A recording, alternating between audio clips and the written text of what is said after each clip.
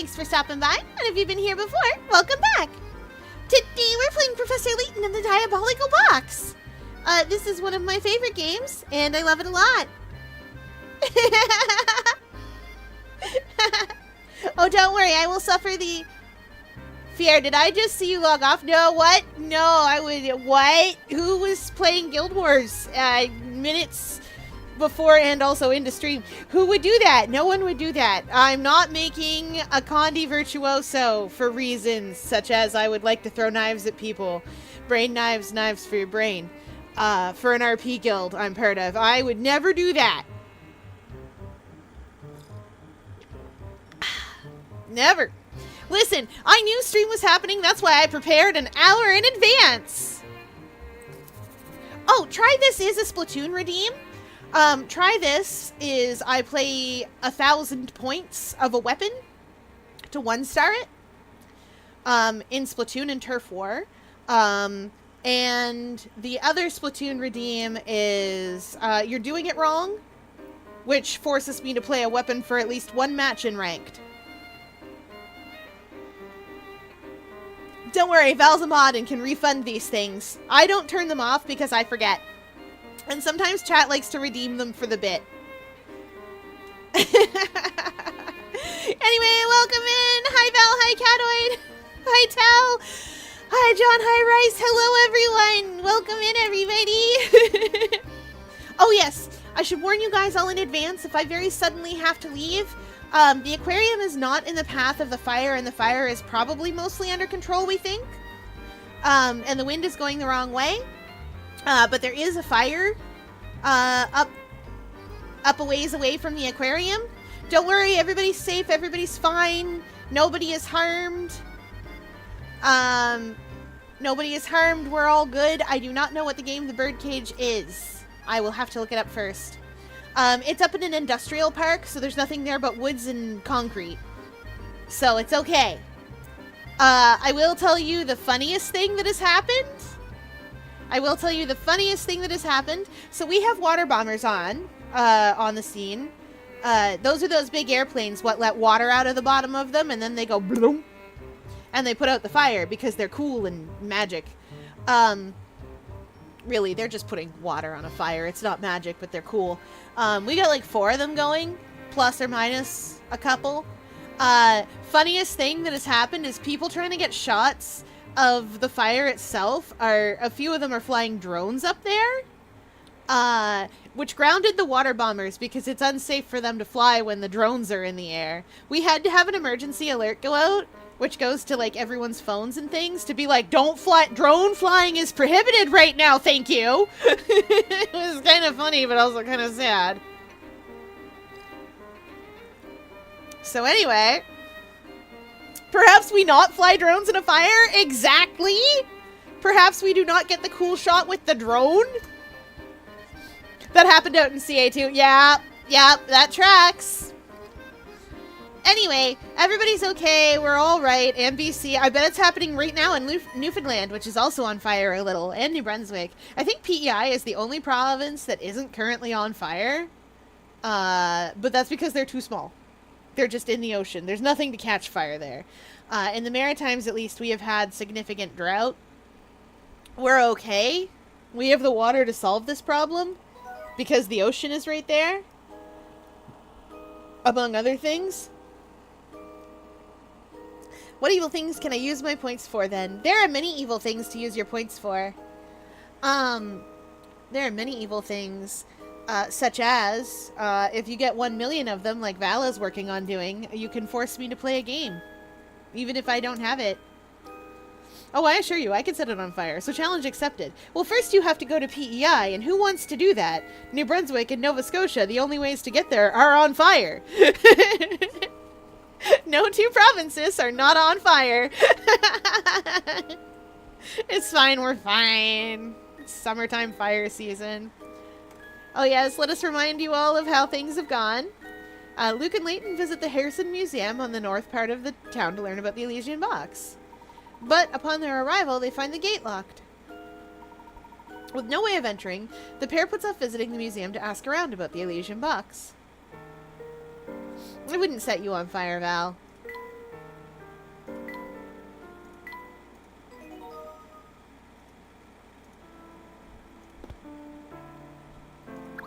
What did you have to say? Were you a puzzle? Yeah, you are.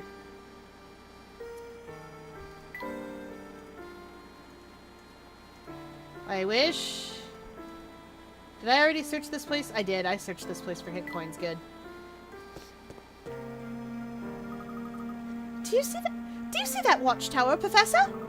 There's something very suspicious about it, isn't there? Is there? Ah, it's a puzzle. Well, it's not every day I see new faces. Are you visiting from out of town? Yes, in a way. But we're not here to sightsee.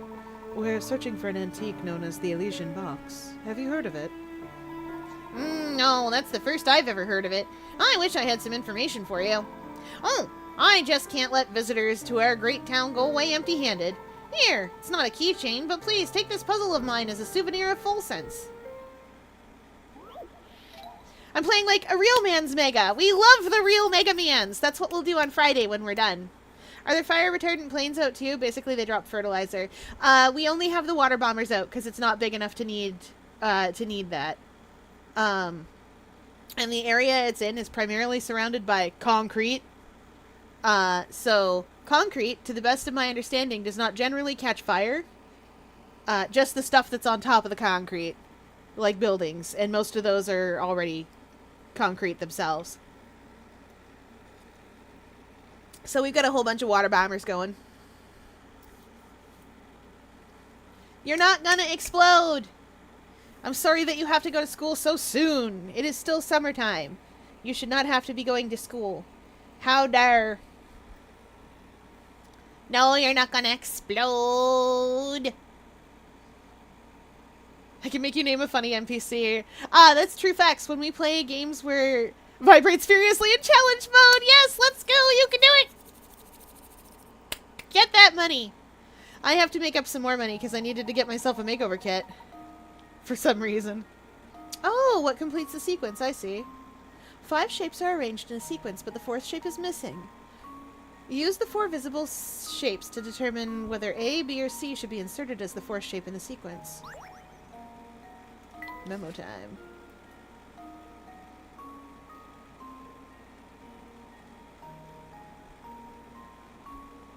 Okay.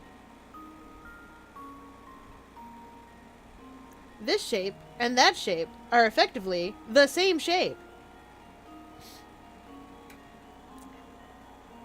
I also have the new expansion, which I won. Yay! Heck yeah, let's go! Oh, I need to get the new X-Pack. Excuse me, chat, for just a second. I need to learn something.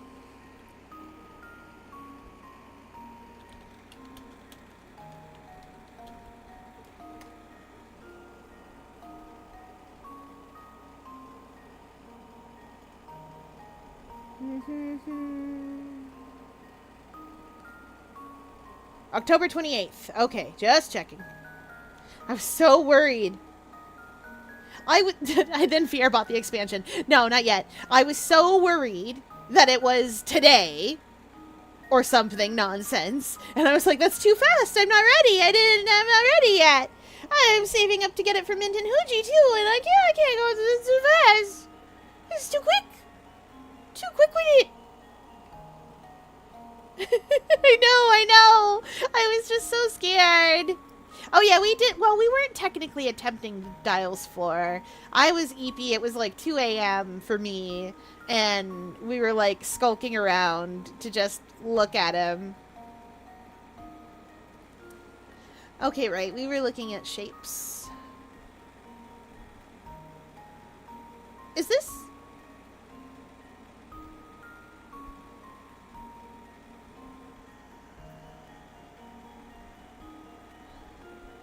What are our commonalities here? This shape and that shape are effectively the same shape. Am I just turning a shape? Like, is this one side of the box and then I'm just turning it?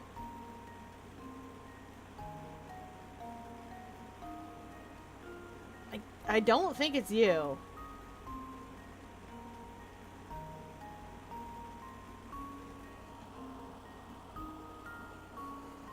I think it's A or B, yeah.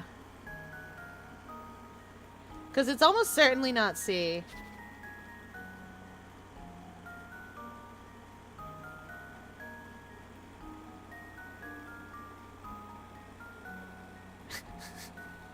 Fear has many types. Because the first sequence is effectively A turned around. Oh yeah, you're right.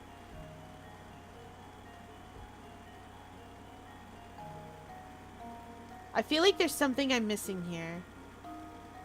Fear, do you have hobbies apart from crocheting and streaming, like collecting coins, stamps, or marbles or something? Oh, I write. I write a lot. I write a lot. I also go swimming, obviously, because I'm an octopus. But, like, I go swimming for funsies. What else? Oh, and I play tabletops. I play a lot of tabletops and board games and things like that. I don't have anything I really collect. Not anymore. I used to collect Yu-Gi-Ohs.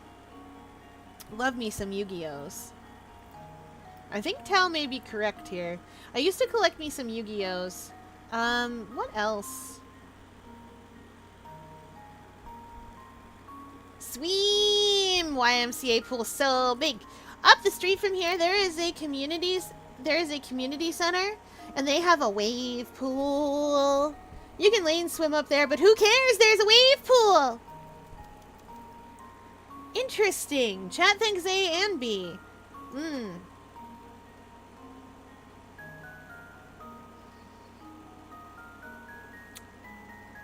Oh! Val, I think I see what you see. Yeah, we are save scumming. I think I see what Val sees because, this shape here. Let's learn. This should do the trick. Yeah. Yeah. I think I see what you see. I think it's where they're being cut. Yeah, they're yeah.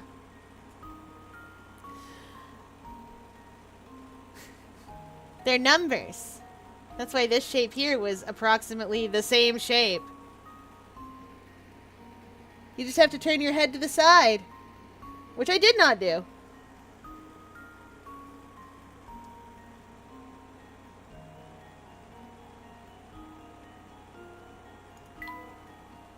I remembered it was something, and I remember the first time I did that, I wasn't right. I can never get into Pokemon or Beyblade. I do not have the patience for those types of games, except for Inscription. I really like that game. Inscription's really fun. I play a lot of tabletops, like role-playing games and stuff. Being as how I'm an octopus what can talk, playing role-playing games is a lot of fun, because I get to pretend to be other things. Things with bones. Bones. And things with no bones, but also that are solid for some reason. And it's fun. And it means I get to put my funny voices to work. I used to play a lot of Vampire the Masquerade. Stop taking people's bones, please. I will take whatever bones I want. Except for aquarium staffs. Aquarium staff will not allow me to take their bones. That's mean to me, specifically. D&D, I'm mostly a kitsune. Fair. When I play D&D, I play whatever I feel would complement the party best because I've played for a long time. I don't play D&D as much anymore. I tend towards simpler games that are focused more on the role-playing aspect. Fabula Ultima I like. Chubo's Miracle Machine. There's more words to that title. It's like Magic Wish Granting. There's more words to Chubo, but that's the one. UA isn't particularly simple, but I really like it. Unknown Armies. I've yapped about that one before, but I really like it. I like the premise. The reason that people do magic, even though magic is unreliable and kind of trash, is in order to take a seat on the 333 seats that are available to make the next world. And I love that. As an idea. Don't rest your hat, of course, and don't lose your mind. The same guy. Like, that's an expansion to the same game. I love that, because it's like Persona's Midnight Hour, but more complicated and weird. I will say I think the most complicated game that I play is World of Darkness, but that's because it tries to codify all of the RP things you need for vampire powers, and I appreciate that. When I play World of Darkness, when I play vampires, I play Ventrue. Camarilla Ventrue, I should specify. I know that lately they've updated. I have not really played 5th edition much with people, 5th edition World of Darkness, but I like the updates. I play Camarilla Ventrue, and if I'm feeling particularly fancy, and don't really want to contribute to being party leader again for the umpteenth time, I play Toreador, because I like it. Luna is the imposter because she likes taking moans. That's true. What the heck is 10 Candles? Oh, 10 Candles is a great game! So, the way that 10 Candles works is you have 10 candles, as you might expect. You light them up, and it's a horror game. When you take an action, you extinguish a candle. As you go through and take more actions, you extinguish more candles. And I don't mean an action like anytime you do anything. I mean like a plot-driving action. And then at the very end, depending on what you've done, when you take your last action, you extinguish your candle. Or you might not. It's complicated. 10 Candles is a great game. World of Darkness is amazing and I love it. Oh, I'm getting the Magnus Archives RPG. I kickstarted that. And I am only waiting on the dice. You are all welcome to play with me. I have digital copies of the books for everyone if you need them. And we can go on adventures and character sheets. I am going to run a session of it. It's run in the Cypher system. I'm pretty sure she's letting me come along. Val, you are literally the first person that I asked if you wanted to join in. I instantly was like, Val's gonna want to be in on this. I sent you the books. 10 Candles is really neat. What else is really neat? Golly. I got so caught up in World of Darkness. There's a bunch of tabletop RPGs, though, that I really like. But now I'm thinking about World of Darkness, and you can't stop me because I love vampires a lot. Blades in the Dark! Blades in the Dark is so much fun. You ever wanted to be a conspiracy theory? Blades in the Dark. Paranoia! What am I thinking? Paranoia is my favorite TTRPG. Now I know what you're thinking. Fair, why would you like an RPG called Paranoia? Aren't you afraid of things? And the answer is yes, but that's not what Paranoia is about. Once upon a time in Paranoia, everybody moved in to these safety domes because a meteor storm was coming. And the meteor storm came, but it was significantly smaller than it could have been. It did not wipe out all life on Earth. What happened instead is it smashed into a bunch of stuff. It it temporarily shut down the Alpha Complex's main computer hub. And the main computer hub rebooted using 1950s civil defense protocols. American 1950s civil defense protocols. So, in Paranoia, Friend Computer is in charge of the Alpha Complex, which is the only Alpha Complex, don't believe the lies. You take the role of a troubleshooter, you find trouble, and you shoot it. The trouble you're shooting? Commie mutant traitors. Maybe they are not all of those things, but they are definitely at least one of them. The twist to this, and the secret that you're keeping, is the back of your character sheet is all of the things you have for being a commie mutant traitor. Because you are also that thing I said. And it's so good. I love it a lot. Aww.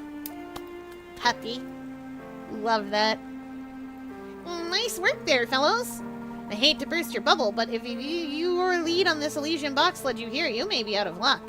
See, many of the residents who were full sense experts skedaddled a few years ago. Well, it almost started over a strange rumor that spread through the town like wildfire. Ah, so even if we are in the right place, there may be no one left to ask. Tell me, what was this rumor? Oh, some silly thing about a curse. I'm not entirely clear on it, to be honest. But I often find myself wondering where all those people who left Full Sense ended up. I wonder where they might have gone. Perhaps to a town down the road? Maybe? Oh, Fier, you can't slide or charge your Buster in Mega Man 9 and 10. What? Why? Yeah, she's not very happy she got her 2 shots yesterday at the vet. Oh, but she got them, and that's important. We vaccinate. Gotta vaccinate the aminals, and gotta vaccinate the people. I've been wanting to try Don't Rest Your Head. Don't Rest Your Head is amazing. 10 out of 10 game. I'll see if I can find my books. I have a digitized copy. I'll see if I can find my books. I haven't run a game of Don't Rest Your Head in ages.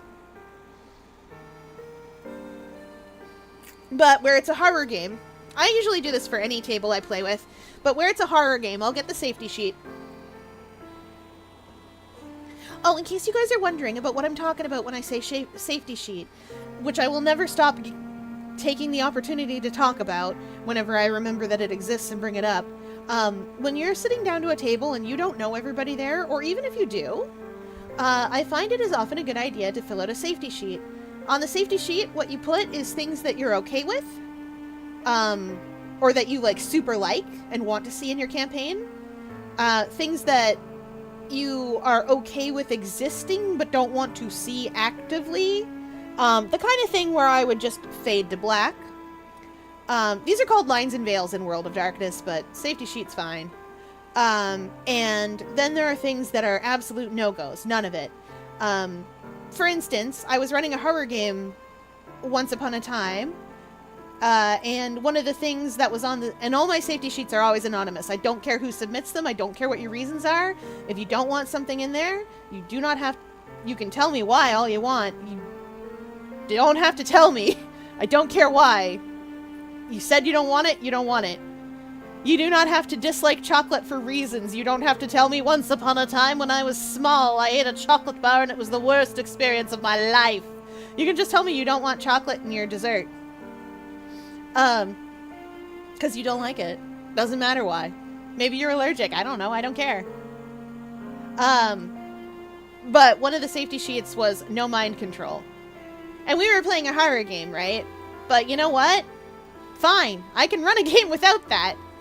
Chalky bar. And it's super good practice to be able to,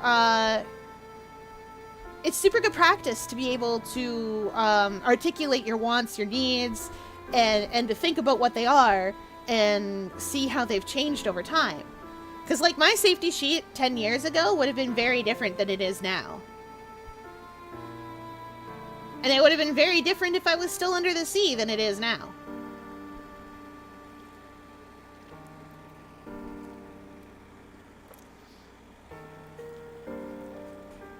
There are very few things that genuinely mess me up in horror settings, Fear. Yeah, it is good practice. The other thing, too, is that I make the distinction between things that you want to happen to your character and things that you are not fine with, at all, ever. I make the distinction of that because some people are fine with, character death, but not their character dying. And you know what? Fair enough. You love that little guy, gender neutral, what you made. I understand not wanting little guy what you made to die or hurt. That's okay. On the other hand, I need to know the difference between, are you fine with the NPCs getting themselves killed, though? Characters dying? Fine. My little guy dying? Not okay. I know, right? Well, and that's the same thing, too.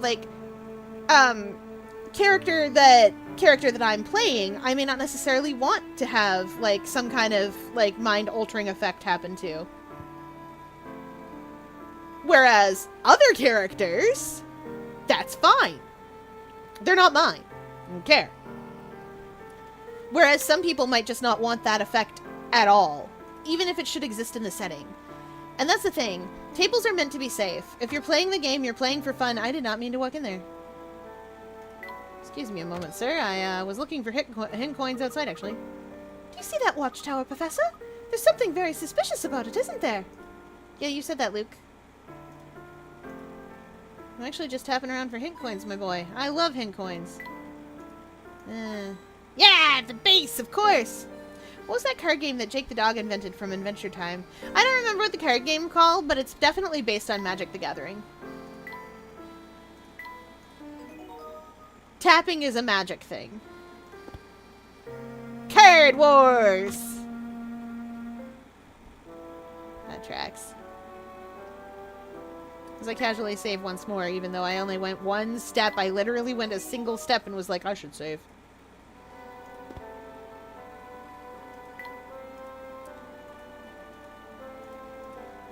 These things don't look right. What does this contraption do? I don't know, Luke.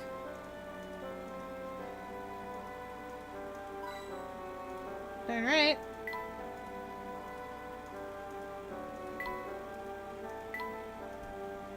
Alright, we'll speak to him. Oh, he wasn't a puzzle at all. Whoa! This whole place is covered in garlic, and it definitely smells like it. Blech! Yes, it is very pungent. It's a good thing I brought my handkerchief. My eyes are watering. My nose hurts just being in here. His name is Garland. Chat, this man's name is Garland. Finally, some customers. Come in, come in. It's been months since anyone came by to shop. My shop's been out of favor with the townsfolk recently. Oh, I can see why. Or rather, I can smell why. It's hard to breathe, let alone shop around all this garlic. Blech! So it smells. Big whoop. Ooh, an unfun fact!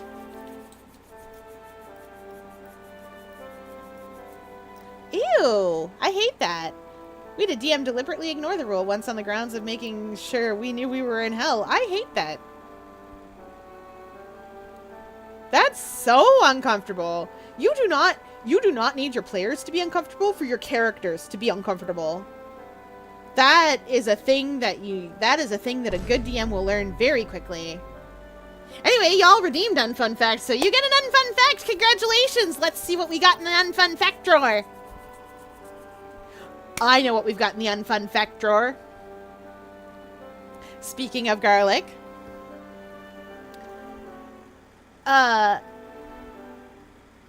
Fabulous. Bring me the Unfun Facts. Woo! That's what that redeem is for. Ruinous Unfun Facts. Okay, so we all know the many things that ward off vampires.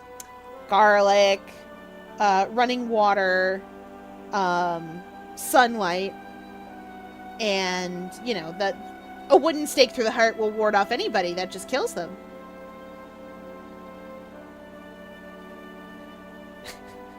Unfun fact is for me to give you guys an unfun fact. It keeps me from rambling about facts forever and ever and ever and always.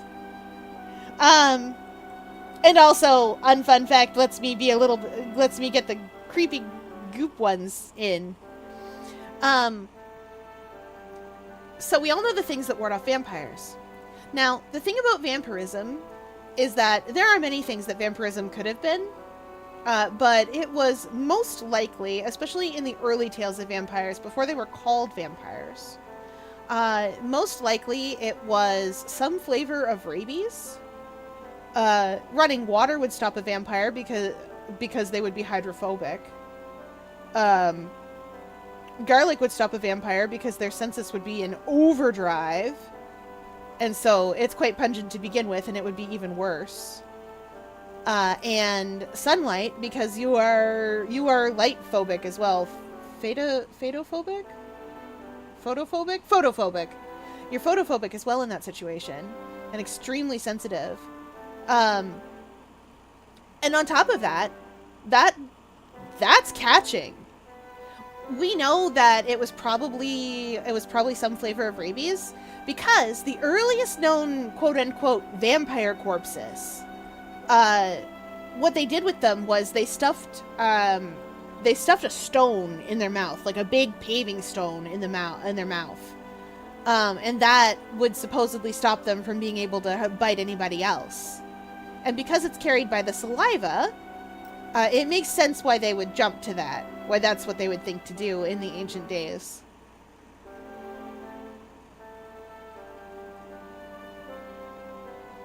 Oh boy, Fier, do I have a video for you? Ooh, what is it?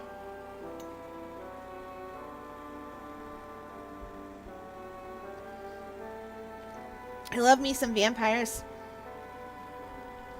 I had to learn a lot about them when I was writing a bunch of fiction once upon a time, because I was bored and tired, and aquarium staff wasn't the same aquarium staff that I have now, so they were way less interested in making sure I had enrichment.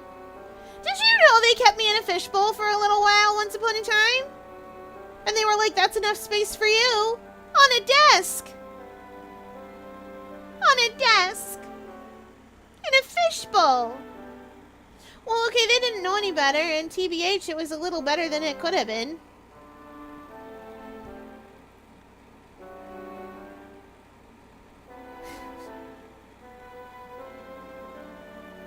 Like, I'm trying to think. Well, see, the question is, I can talk and think and reason and all those things. But unfortunately, I am 4 centimeters tall and not a human person. And because humans don't really consider that, and considered me at the time an aminal that was just really weird, they were like, well, we can do whatever we want with this. And also, I mean, that was way back in the day. Aquarium staff these days is much better. I suppose they only kept me in a fishbowl for a little while. Now I use it as my travel container. Yeah, it wasn't just a cup filled with water, that's true. Am I just an animal who's really weird? I mean, all humans are animals that are just really weird to me. You got bones on the inside. But at least you're not an echinoderm, not starfish and other such things. I don't know what they are, but I don't like them. You could be sitting in the sand all comfy and warm and cuddly, and then they get on top, and then they're just there, and you're like, oh no, and then you're in their stomach. I don't like that. We've got what you might call a bit of a vampire problem here in town, and Carly keeps them away, see? Vampires? Seriously? Do I look like I'm joking, boy? See that castle over there? That's where the freaky guy lives. At least that's what people say. I'm not saying I believe the talk, but you can never be too prepared, you know?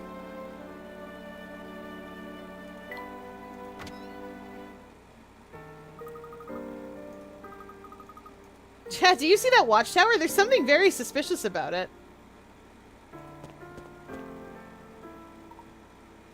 Yeah! Ugh! That scared me silly, Professor! What's making that awful ruckus? I don't know, but I think it's coming from right above us. Quick, Luke, up the stairs.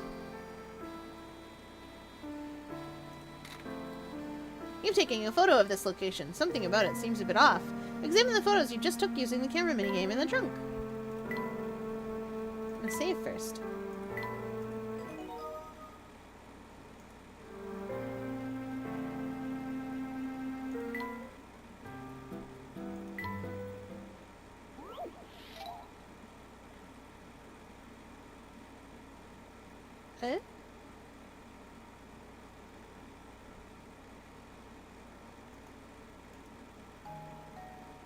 Oh, okay. Now, chat, we're going to do the spot the difference thing, although I can already see that there's a crack in the mirror.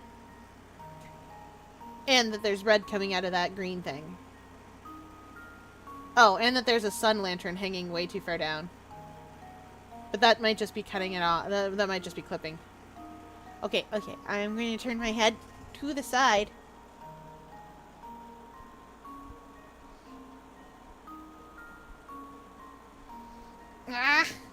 Line these images up. I can do it.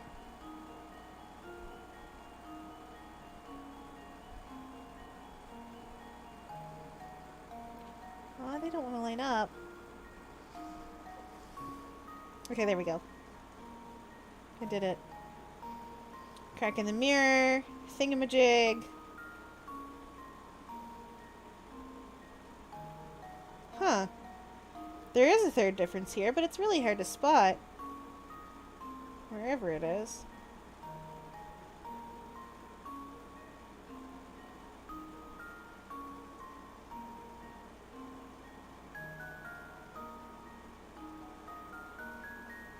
Is it over by the fruits baskets?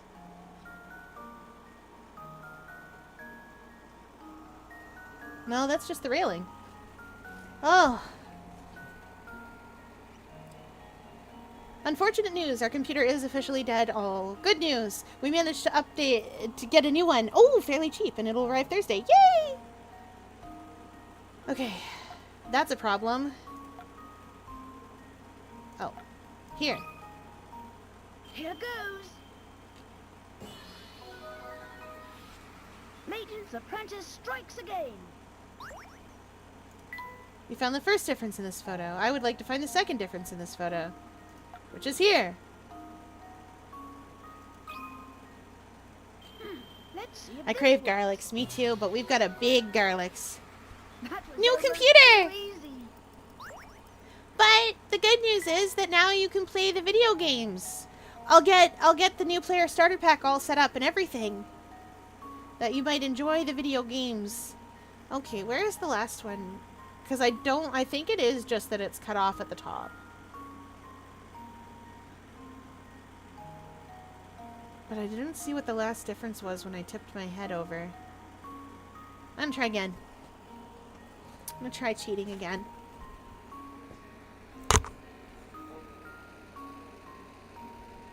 I love cheating, chat.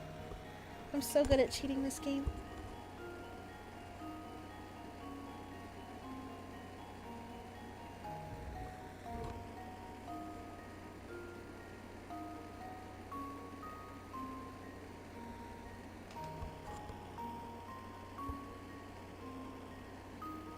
Yeah.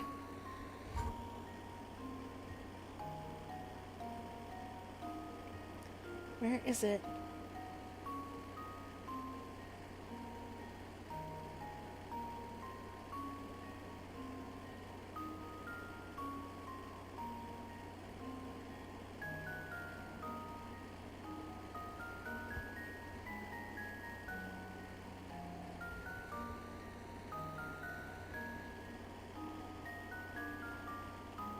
It should just pop out.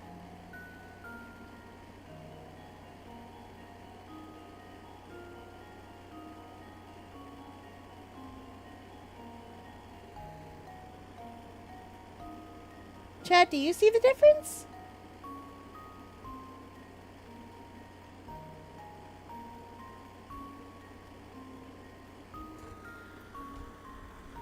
Oof.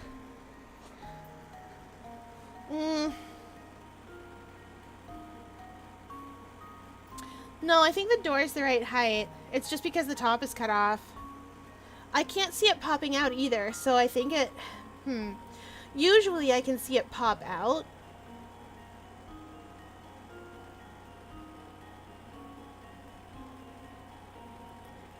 So it might be a color thing.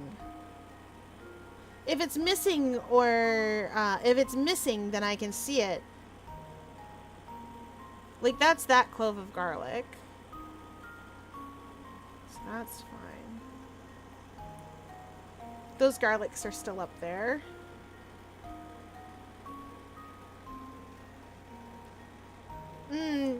No, it's okay. Do y'all just feel off? Sometimes, yeah. I miss our old pewter, though. 5 years of that thing. I understand. Bottom of the mirror. Red mirror? Oh, I got that.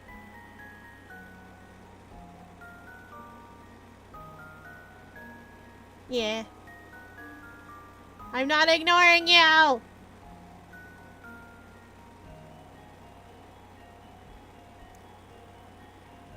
Oh, you might be right about the garlic being too far down, but it didn't quite. There's something here.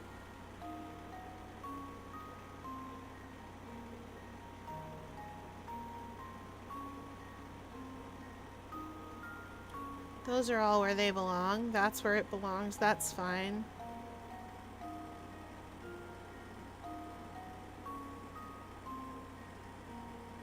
Can't believe I'm forced to play this like a Where's Waldo.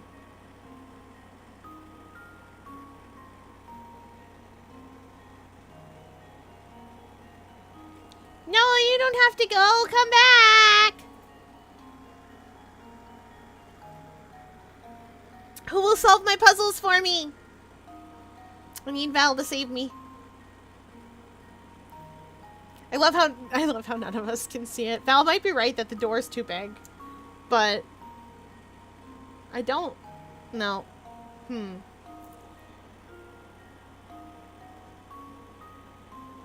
The one thing that my magic trick can't see is like thickness and thinness sometimes.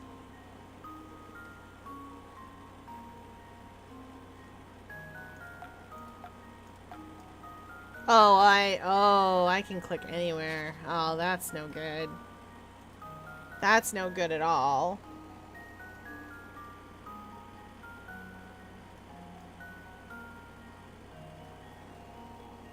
Excuse me a moment.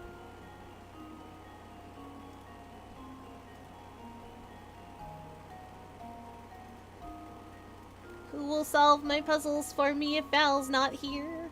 Way.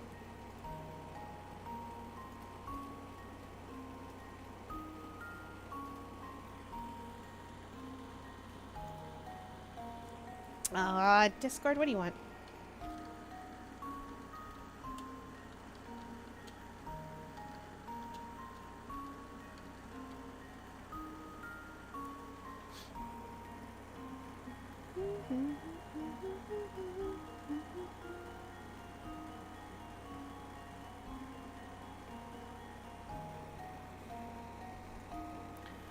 Okay. It's gotta be here somewhere. It's not that sun mirror.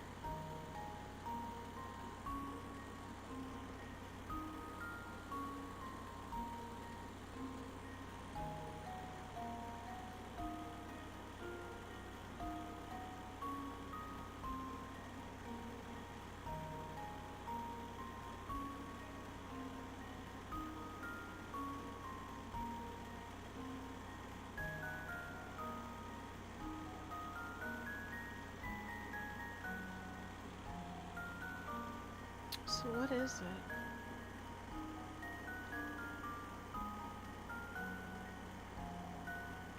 Wait a minute.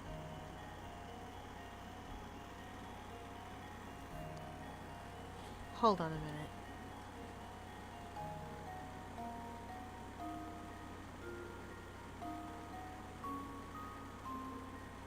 I see it! I see it! It was so small!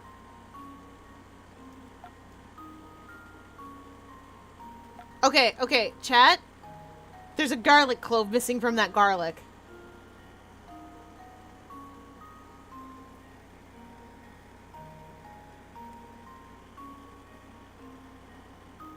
I'll move the circle so you can see, but there should be a garlic clove right where I put the arrow of the circle. There's a garlic clove missing.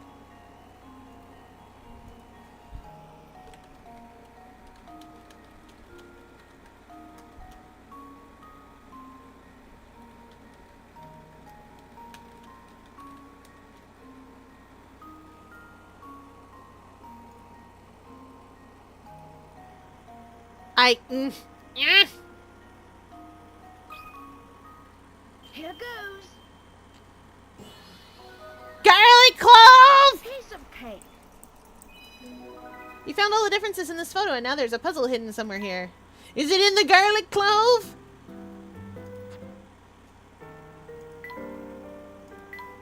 Val was right. Val was correct about the garlic.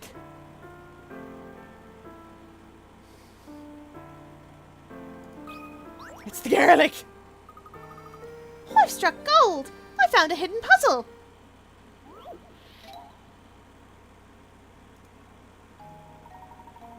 There are 10 coins in each of the 5 bags below. One of these bags is filled with fake coins that are lighter than the real ones.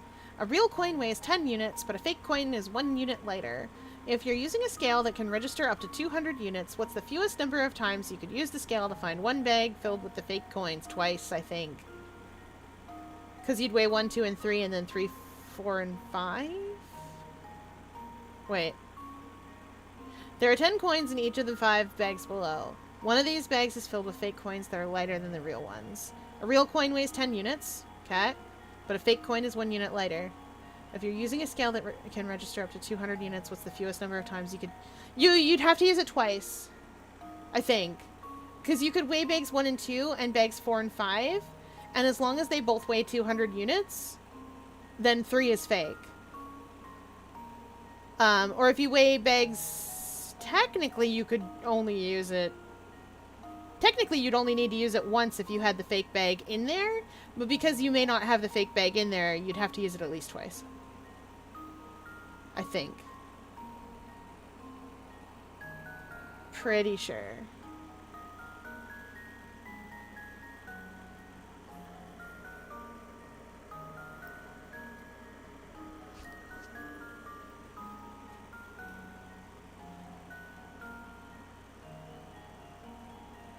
Or...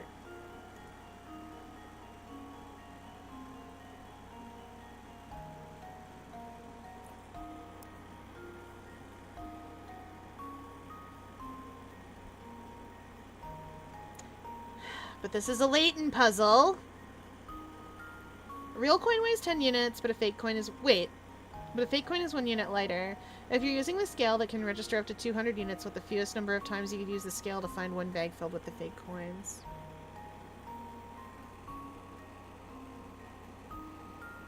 Well, it's 2, right? Because you've got to weigh...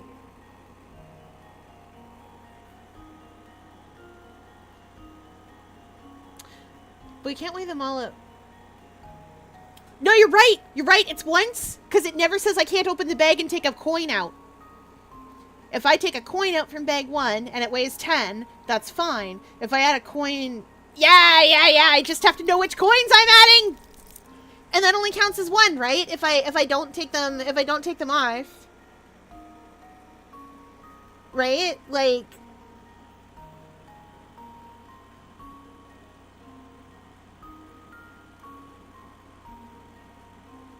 Maybe? Anyone could figure out that with enough time. Val, I literally needed you to give me a hint.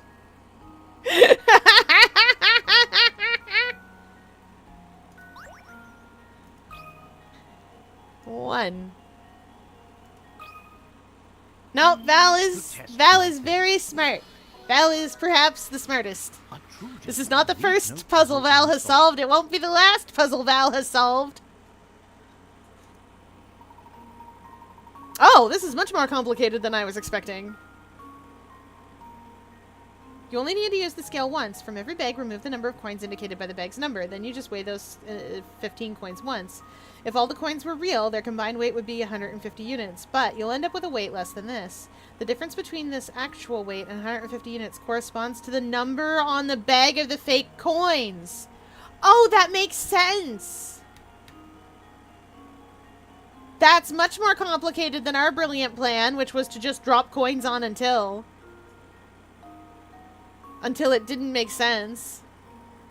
But yeah, okay, so these are 9 units. Like, okay, yeah, so if we put 1 on and you'd get 149 and the difference would be 1. 2, likewise, would give you 148, 147. I see.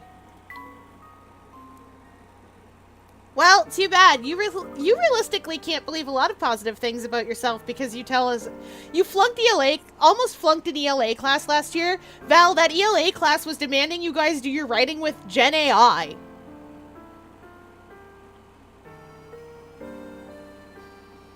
Like, that's not real. And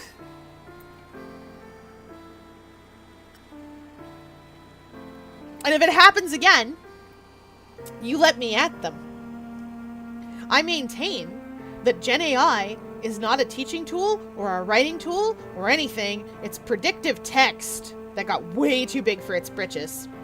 And I further maintain that a statistical model should not be used to replace human thought. And on top of that, especially if you are teaching English language arts,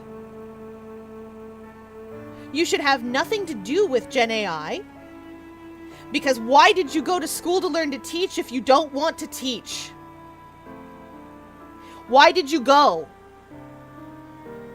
Why did you do your BA and then your BEd if you didn't want to teach? Why would you do that?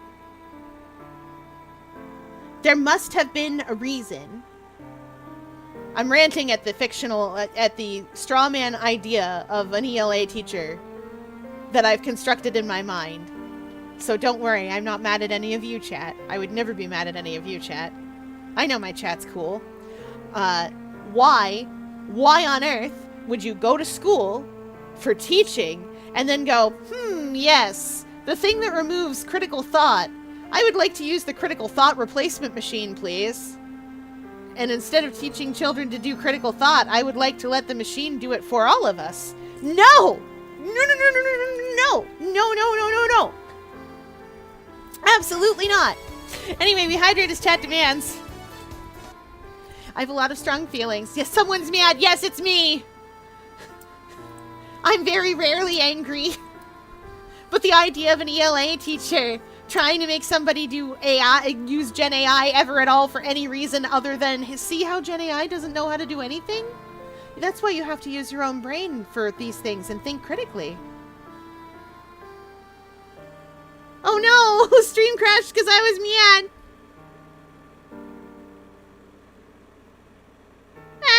Stream's running for me. Anyway, we hydrate as chat demands. I was complaining about... I can hear you!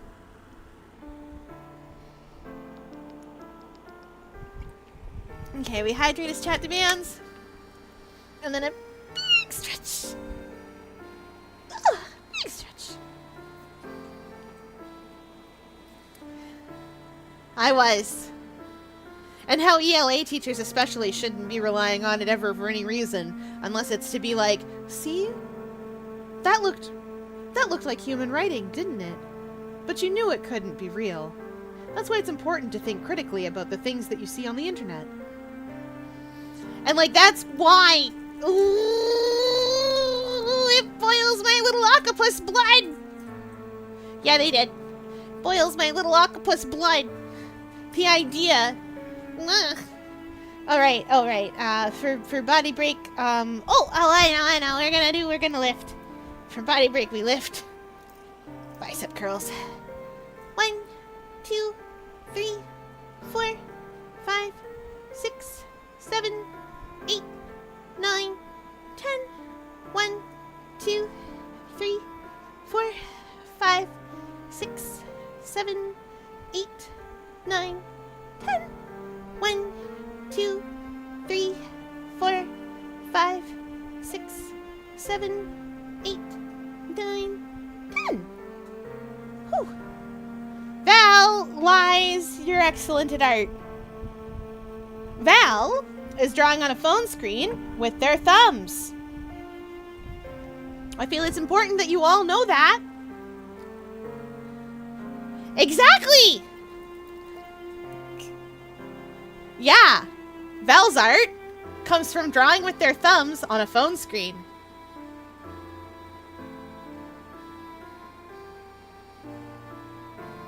I need you all to know that Val is working with a significant handicap.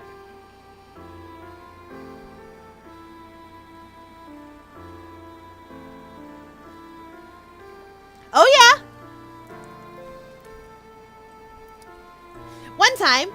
One time, I tried to draw in the way that Val draws, knowing that I do not have a lot of experience doing art.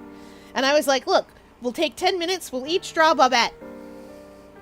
And let me tell you, mine came out like I was 8.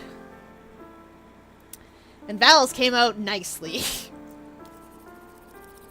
Mine looks like a particularly gifted elementary schooler just discovering watercolors for the first time.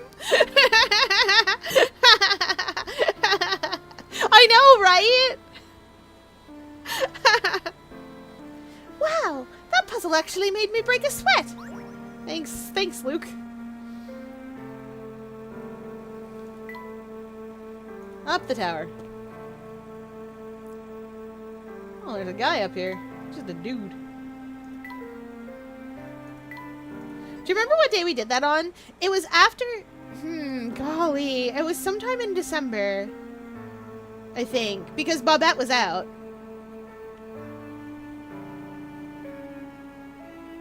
It was sometime in December or January. I don't remember offhand. Wait, no, it might have been later.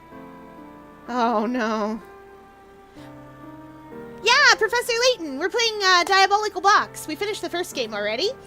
And then I took a break from it, and then I was like, we can go back and play more Professor Layton!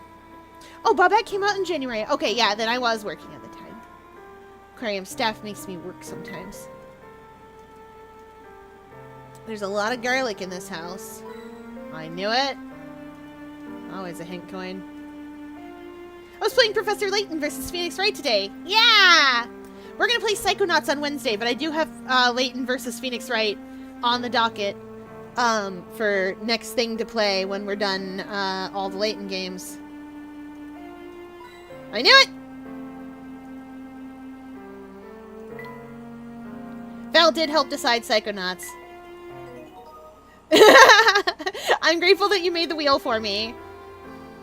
There were many things on the wheel. I knew he'd be a puzzle. I knew it. I knew it. I knew it! Bah! God darn vampires! Get off my property! Are you alright, mister? Huh? Who goes there? You don't need to tell me. I know vampire henchmen when I see them. Whoa! Wait a second! What are you talking about? We just heard the scream and came to investigate. Well, say what you will, Sonny. It won't do you no good. I see through your vampire lies. If you really want me to believe you're not vampires, you'll solve this puzzle and you'll do it quickly. I love Psychonauts a lot, so I'm really excited to play it with all of you. In a quiet town, there's a tower that commands the view of the whole town. Since you can see the whole town from the tower, logic dictates you should be able to see the top of the tower from anywhere in town. However, there's one place in town shown on the map from which you clearly have no chance of seeing the top of the tower. Find it and circle this place.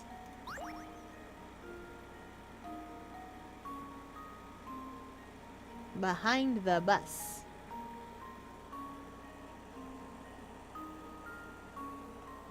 Or behind that house. We need more British accent with Luke voiceover. I'm trying so hard to make his Mockney accent happen. But, Professor! I don't know how to do a Mockney accent. Luke, my boy, that's all right. Your official voice actor doesn't know how to do it either. Oh, that's right, Professor. She had to be redubbed in England because they were upset, didn't she? Yes, Luke, and I'm afraid it was a better choice.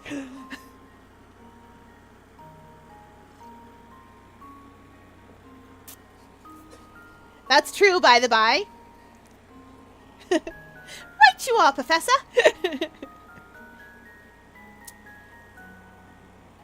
Oh, wait! Wait, no, I'm silly, chat. There is one place you can't see the top of the tower. It's inside the tower.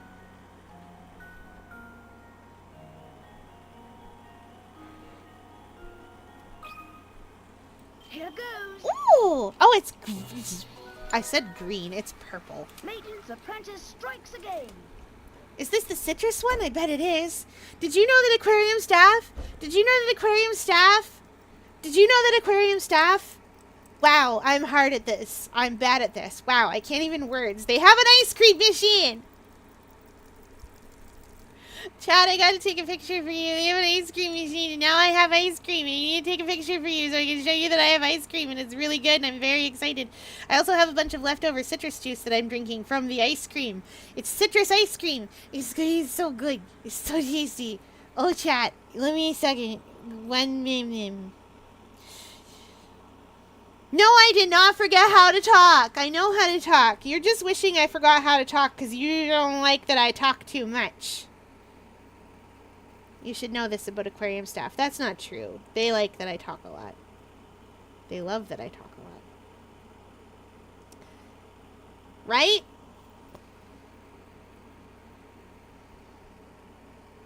You can't hear them saying right.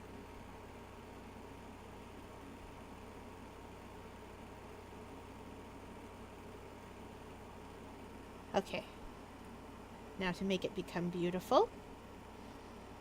No, wait. There we go. Now to make it become beautiful, we do this by making it square.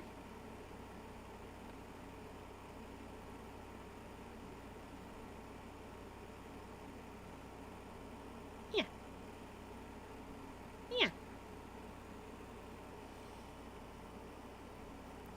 And I will show you all in the Discord. Looking at my old art is the worst. That's true for everyone. Poppers!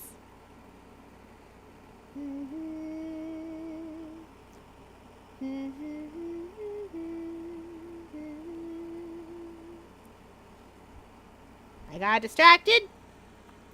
But to be fair, ice cream.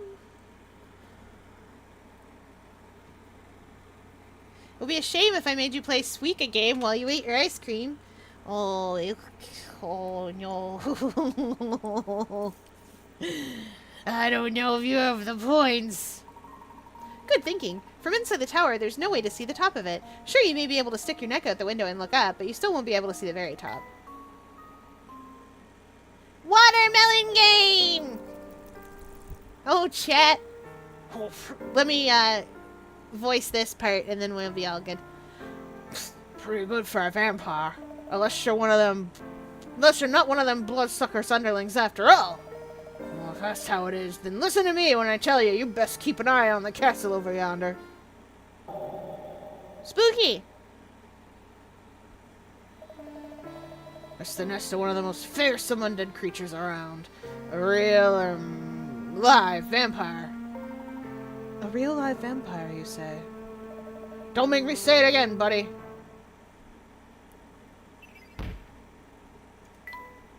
Rumors have surfaced regarding a vampire said to live in the castle at the edge of town.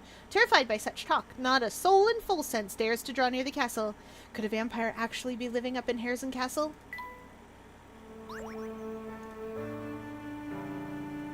Okay, okay. We're gonna save. If I don't, I won't remember.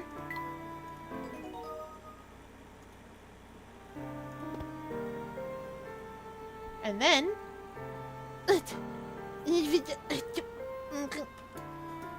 okay.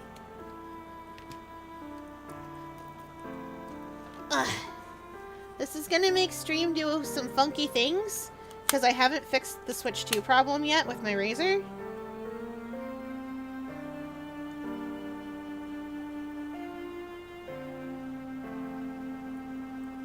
Which is my capture card.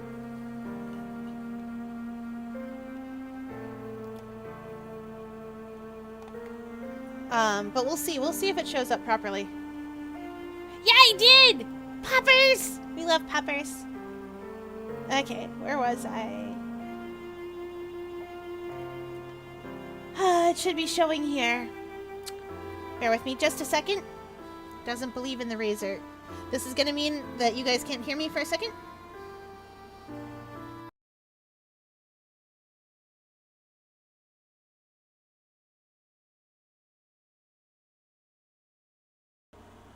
Okay.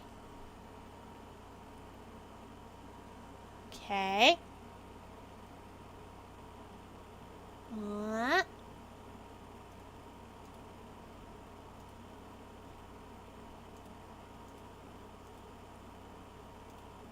Yay! I did it! I fixed it. It's gonna take it some time to load because I haven't been here in a while. I'm gonna taste this ice cream. It's gonna be really good, I bet, because aquarium staff made it and they always make really good ice cream.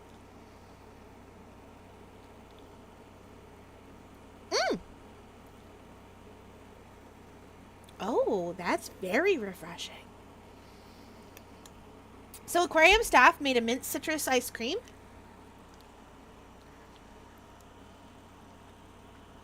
Wait, can you hear me? Yes. You can hear me. Okay, good.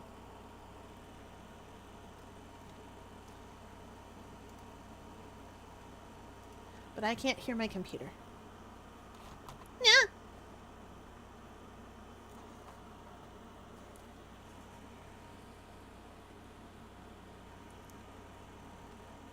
Can I? Nope, I can't. I did this to me. This is my own fault, chat.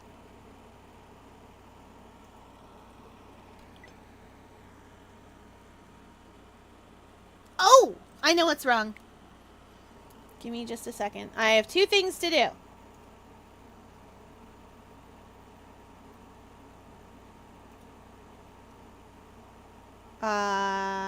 is this?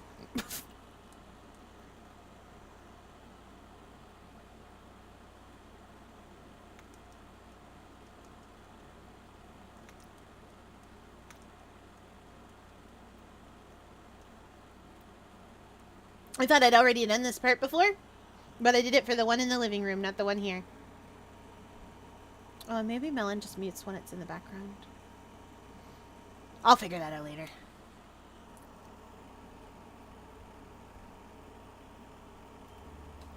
There we go! Congratulations, chat. It's okay.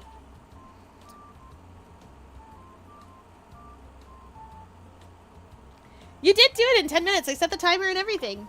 I also did mine in 10 minutes, and you can tell. Anyway, we love Suika Game here. Oh, oops. Well, it's fine. Get in there, persimmons. I love persimmons also. Of the summer treat fruit, persimmons is one of my favorites. I don't like watermelons. Unfortunately, I tried really hard to like watermelons. Because a lot of folks I know like watermelons, and they're also very cheap around here. And so I was like, oh, if I liked watermelons, I could have a cool summer treat. But I don't like them. Roll! Roll for it! Yes! Become touch.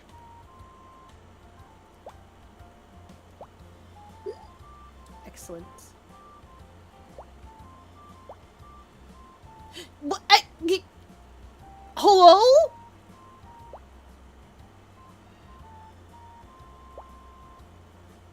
What? Where are you going, Grapes? Where are you going? Why are you running? One of my favorite gangs. Bah. Ah, fair enough. I don't like sushi. That's fair. I love sushi a lot. I do like watermelon flavored candies. Those are great. I don't know if you all know this, but I do love seafood a lot. It's almost like I am a food, but also from the sea. Oh, that worked out neatly, actually. There we go.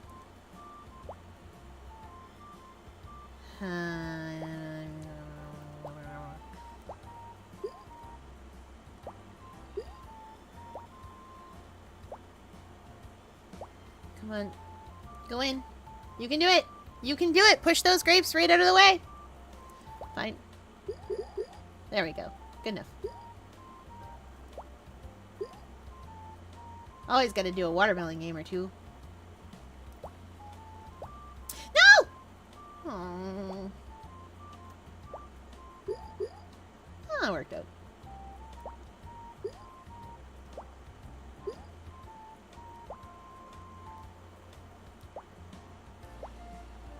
If I could just... Strawberry, no! I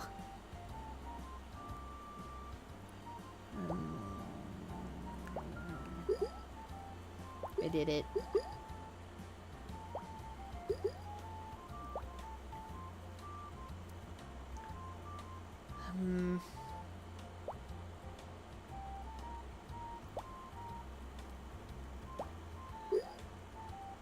That worked out surprisingly well. Good work, physics. You did it.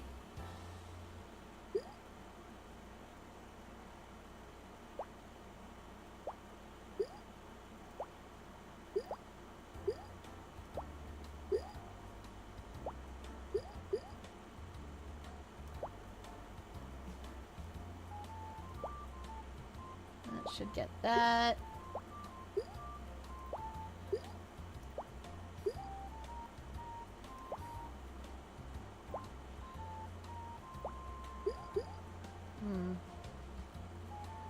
If I can set that there and then...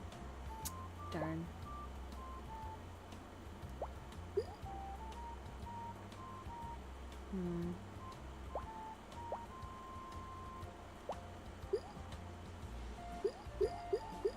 There we go. That's nicer.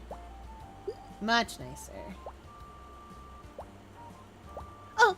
Oh, physics! Rude! impolite to me. Yeah, I love this one a lot. I love Jolly Ranchers a lot. I know, right? The cascade in this game is so satisfying. Like, it's fine in things like Tetris, but this is deeply satisfying.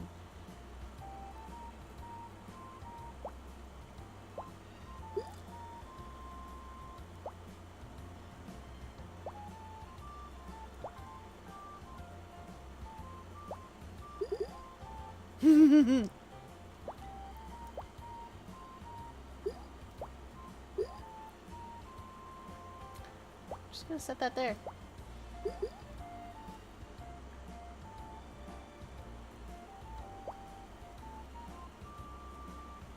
Oh, I see. I see. They might actually come into contact. Contact!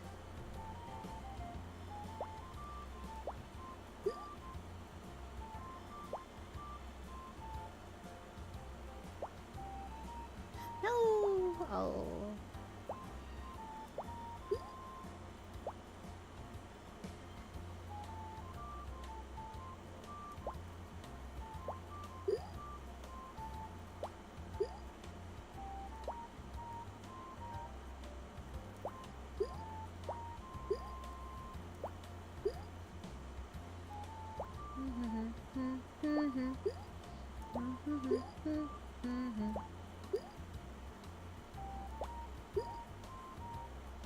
One way or another, this is gonna happen.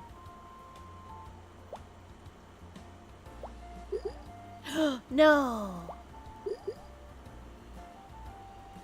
Judas, no! There we go. What a weird balance. I don't... Just gonna let that settle out a little bit.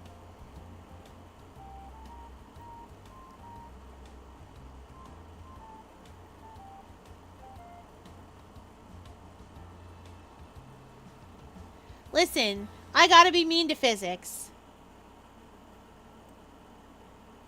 It's important.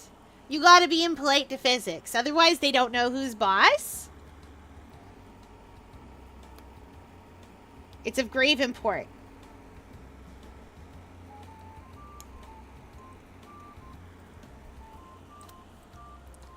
And if they don't know who's boss,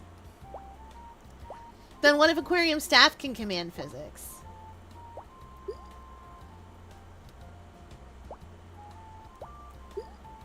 Ridiculous.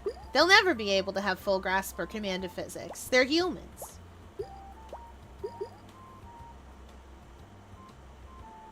Oh, fun fact, by the by. Aquarium staff, humans. All of them, even. It's weird. I don't know how they live like that. Humans, how do you even do that? Being human thing. It sounds terrible. Watermelon game makes me mean. Why is this what makes me mean?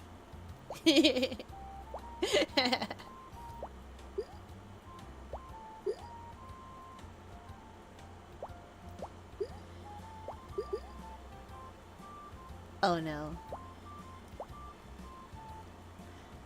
I figured out why it's this what makes me mean. Ugh. I feared.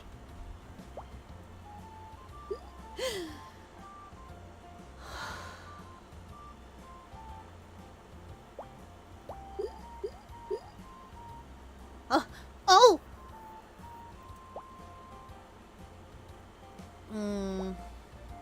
We have everything we need to complete a watermelon. It's just a matter of making it happen.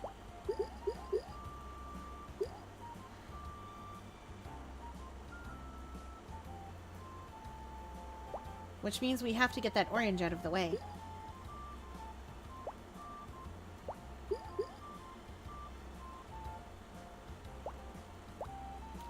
I'm in danger. Come on, physics, do your physics thing!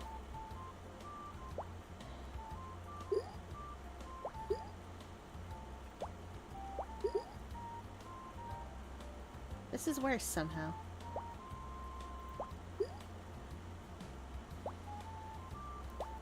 Aw, darn it! I was hoping it would...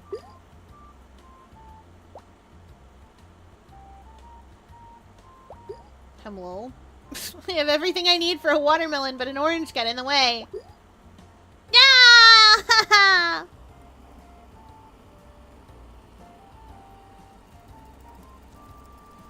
Most science involving physics is showing it who's boss so you can use it to your advantage. Yeah!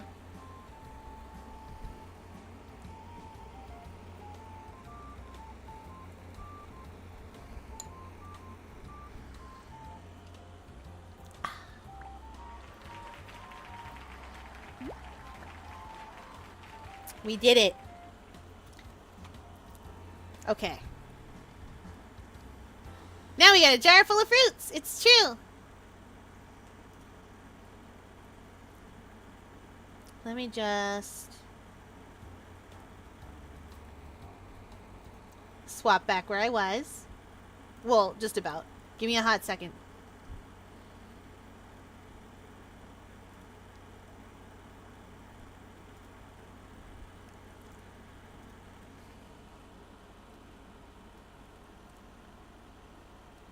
I was right. I just needed to restart it. Not my Switch, I mean. But my game. Oh, there we go. We're back now. Oh. In the Teletubby. Teletubby. Okay. I'm so sorry. We have percussion maintenance for a reason. I love percussive maintenance. Staff doesn't love percussive maintenance because sometimes when I do it, they don't like it.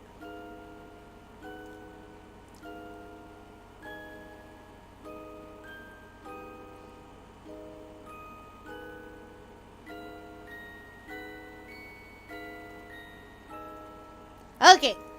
Right, I have to actually click the stuff. You guys know where we're at. We went to the museum. There didn't museum good.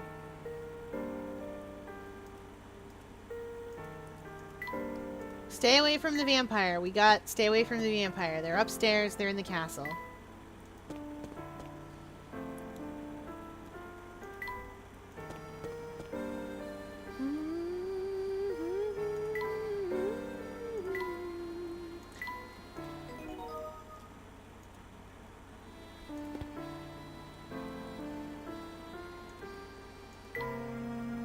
Looks like somebody broke that lamp.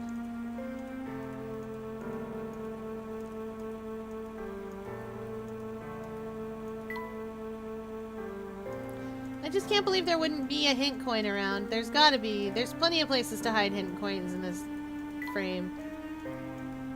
Perfectly good lamp. I knew it. This place gives me a bad feeling. Who even knows what's down that path anyway? From what I can see, it's just an expansive wilderness. Let's leave it be for now. Leighton, no, I want to go down the scary path. Fine. Leighton, sir, are you afraid of the dark? Hey, the postman's here!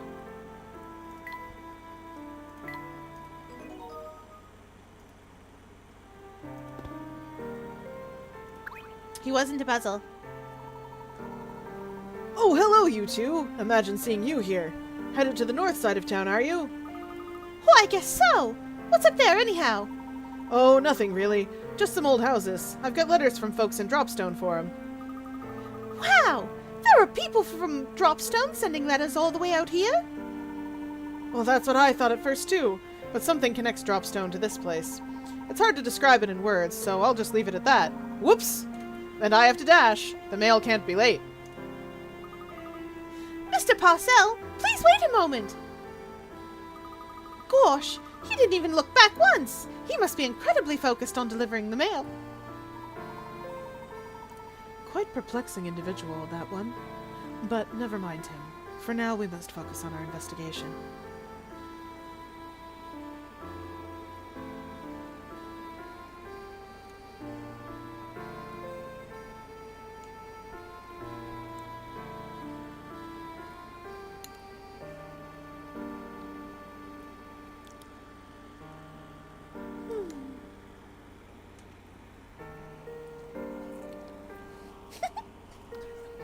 This ice cream is delicious!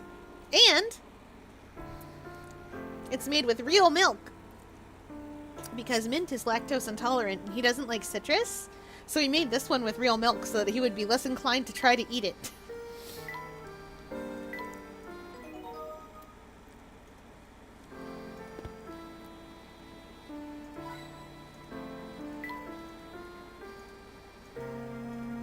I just want hint coins.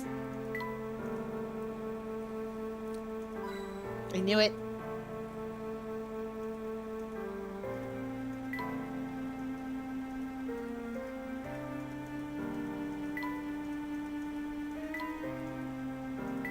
Oh, there's literally nowhere to go here.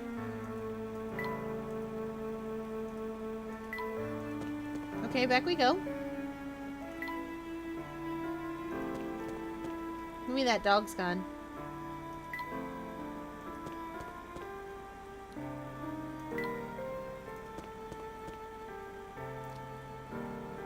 Nope, Doggo is still here.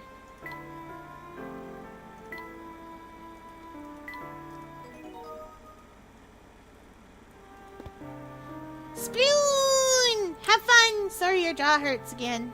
That happens to me sometimes, but it's usually because I tried to swallow too big a thing. And then staff is like, why didn't you cut it into smaller pieces? That's what your beak is for. And then I go, but then I'd have to chew.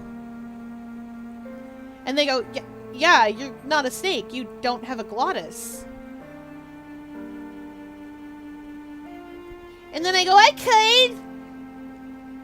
And then they go, but you don't. You, at all. You just don't have that. That's not a thing you have. You're an octopus. And then I go, I don't need to breathe. And they go, yes you do. You have gills expressly because you need to breathe. And then I go back to trying to swallow whatever it was.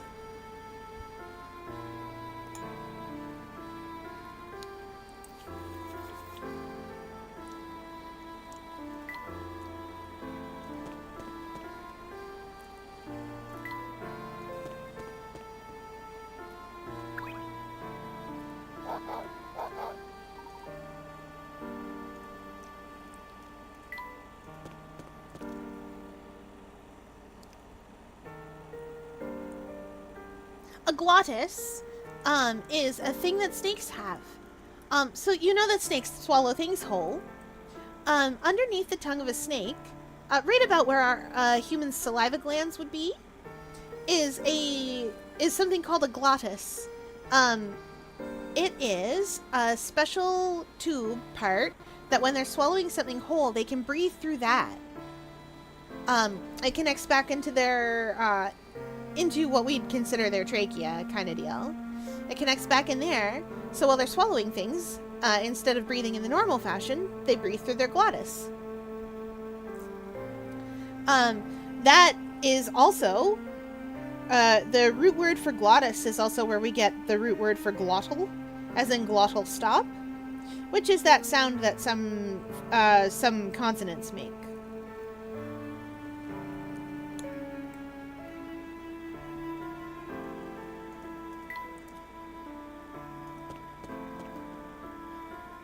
Oh!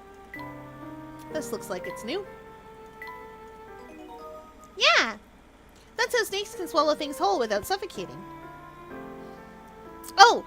Also a fun thing that I love about snakes is that when they drink, they stick their whole face in the water. Whole thing. Just blip. And the water just kind of siphons it. They don't even open their mouth. The water just kind of siphons in. Dear, say you guys is from out of town, am I right? We sure are. How'd you figure that out? Dear. 'Cause I am too. Plus, I've got a trick for figuring out who's native and who's not. Wow, that sounds handy. Can you teach me how to do it too? Sure, I guess. But not for free. Tell ya what, I've been feeling down quite lately. If you make me go her again, I'll show you how to do it. Well, I imagine we might be able to whip up a cup of tea that provides something of a mood boost. Oh, gee, that sounds delicious. I haven't had tea in a really long time, yeah. Yes! Puppies! like I said, I want something that'll lift me out of this funk I'm in.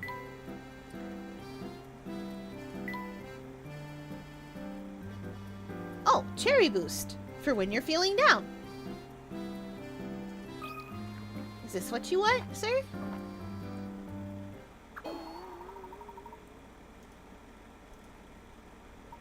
You sure this is the right tea? Because I was thinking to be something a little more timeless. You know, like a classic. Oh, he wants Bell Classic.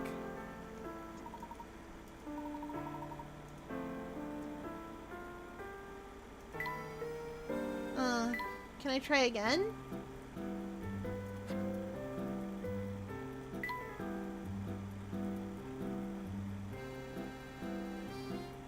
Oh.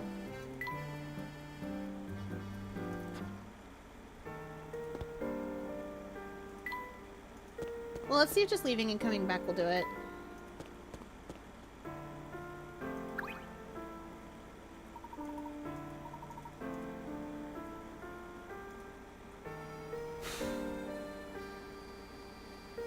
I save down here, probably. I'm so excited. Puppies are very cute.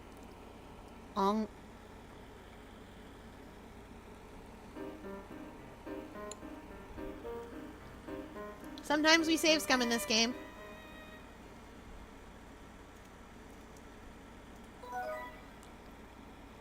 Is the Apothecary Diaries any good? I will say yes. With the, I will say yes with the added rider of I'm not watching it, but a lot of folks in my house whose opinions I trust are. And from what they've told me, I think it is very well done. And the small bits I've seen, I think it is very well done. It's not necessarily my style of anime. But I think it is a well-made one. The only period dramas I tend to go for use the period drama as set dressing for a horror thing, and because that's what I want. And I want, like, a large amount of horror. So if I'm going to watch something period drama, I'm probably going to watch something like, like The Untamed, for instance. Or MDZS. Yeah, Modao Zushi. I did it. That's pronounced terribly, but trust me, I did it. Hi, Mixed Minty Pepper! Welcome in!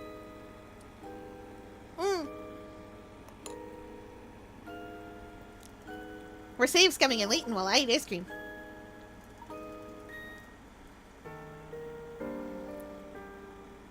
I took my snake bite piercings off. It was too much of an inconvenience to exist. Aw, we've all been there. What? Oh, I'll have to come back again later.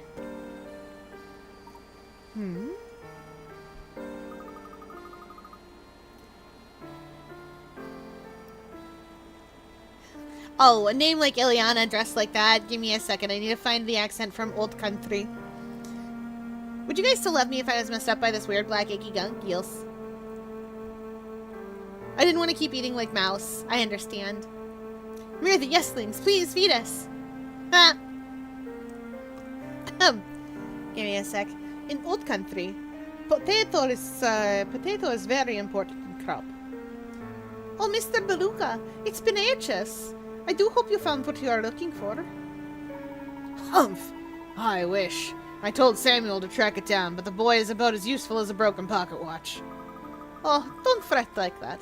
It leaves wrinkles in the distinguished brow of yours. What do you say, Mr. B? Would you like to come inside and unwind for a bit? Professor, do you see that? Mr. Beluga just went into the cabaret. Also, if it's better, you can just call me Mint. Oh no, there's a different Mint! Mint 2! Minty it is. Pepper, very well. Pepper it is. You see, the person... Dr. Pepper, no. Pepper it is. The person who draws my art His name is Mint. He also made me ice cream. I'm eating it right now.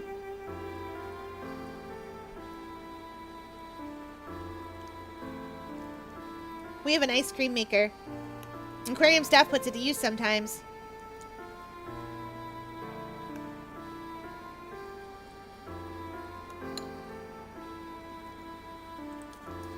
Pepper it is.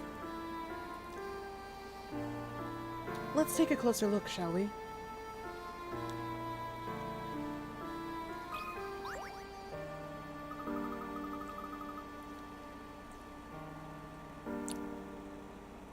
Oh my, hello there, tall, dark, and handsome.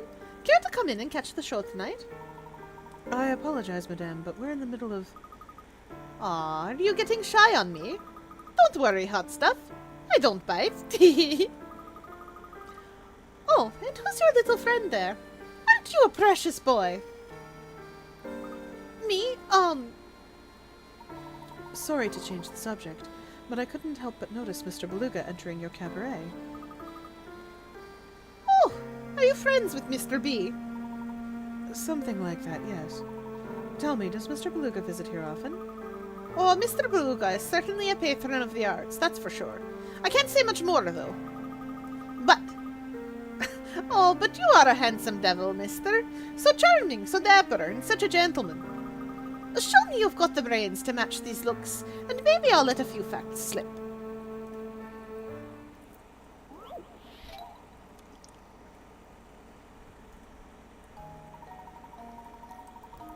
I have this old necklace, but the thing is, it's not really my taste anymore.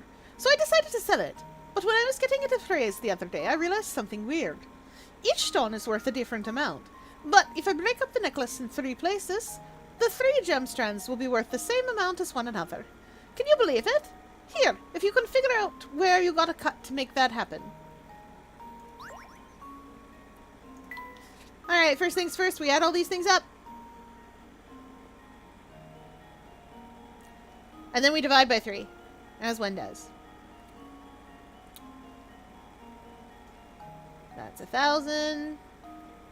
That's 1,000. That's 1,000. That's 1,000. That's 1,000.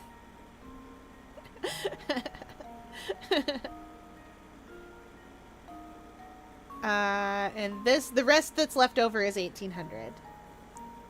So we've got 1, 2, 3, 4, 5. No, 6,800 doesn't make sense. I added it wrong.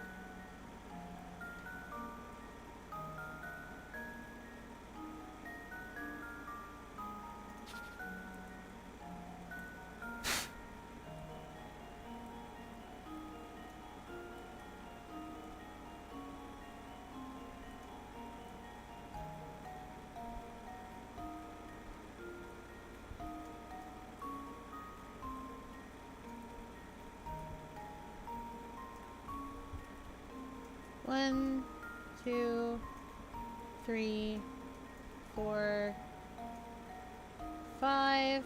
That's the best 5 I've ever drawn in my life.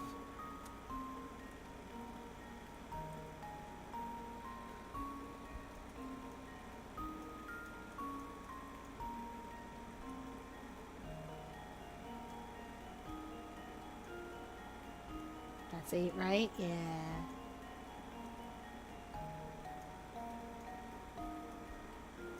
Oh yeah, 78 is divisible by 3.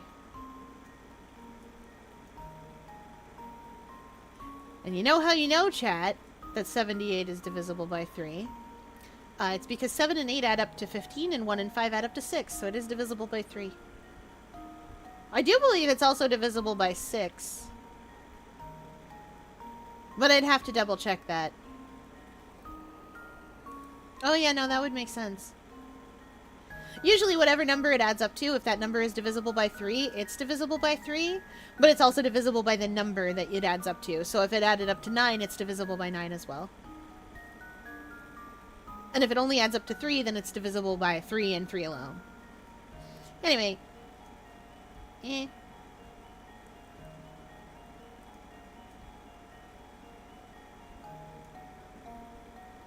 Show your work, chat. 3 goes into 18.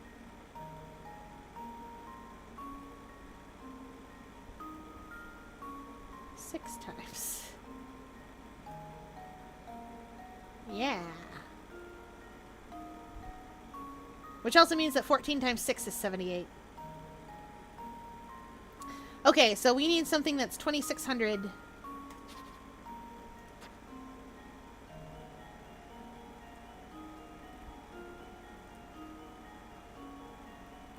Back to my memos. We know we've got to split these guys up. So this is part of one section, this is part of a section, and that's part of a section. And our goal is 26. Technically 2,600, but these 2 zeros don't actually mean anything. This is like that puzzle earlier where we're making Luke foods.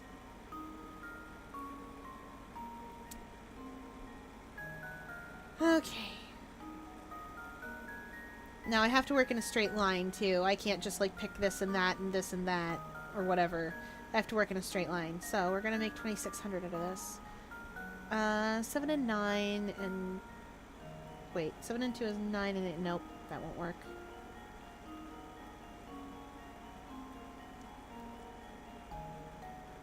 These have to be separated.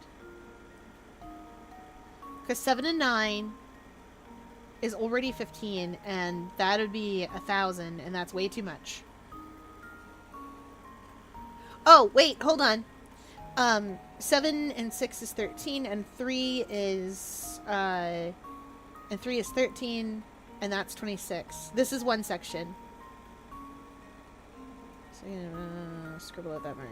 This is one.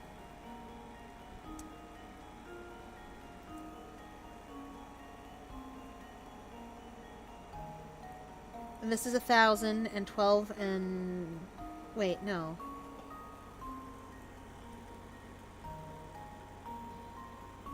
This is right, I think.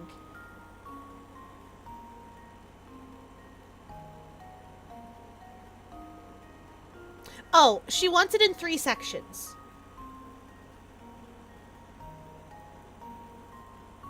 And each of those sections comes out to the same amount, which is 2,600. I added these all up and they're 7,800 monies.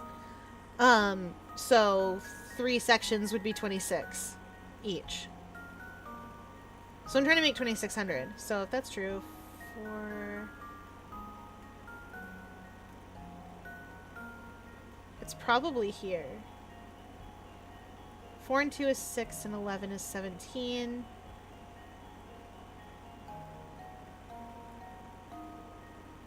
Wait, maybe I am wrong about this addition. 9... No, this is correct.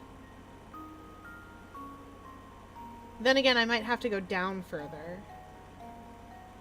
Just to get the numbers right. But these two have to be separated, for sure. Okay.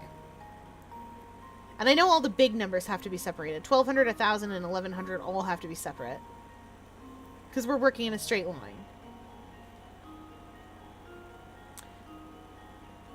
That's 1,000. That's 22. That's only 20... No, that pushes it over. That's 27.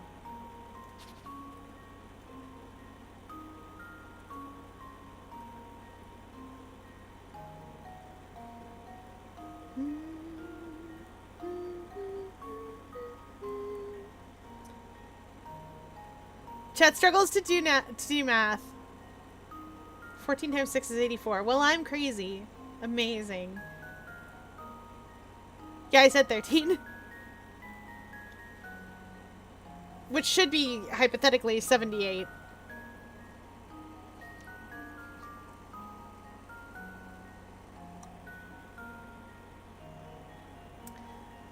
So I know I need to split all the big boys. So let's see what configurations I can make 26 out of. Oh, maybe... I can make 26 out of this configuration, actually. That's 26. Because this is 2,000 and that's 6. And then... Oh, I wonder if I can make 26 in this direction and do it like that. Because 9 and 7 is 16. Yeah, that's 26.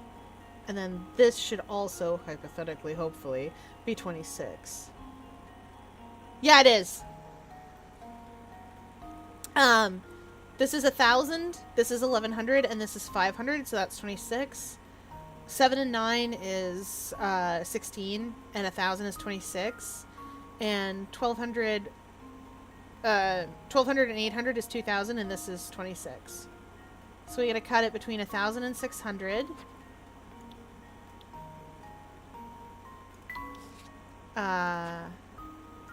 Here. And here.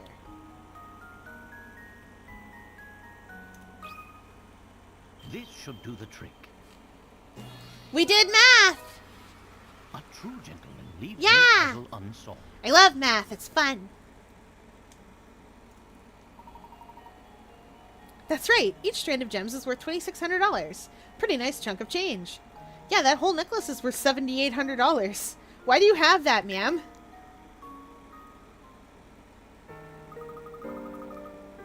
Handsome and smart. You're some catch, aren't you? Consider me smitten. About Miss... Wrong accent. About Mr. B. He's definitely here looking for something, but I can't say I know what. The search must be going badly, because he's kind of crabby whenever I see him now.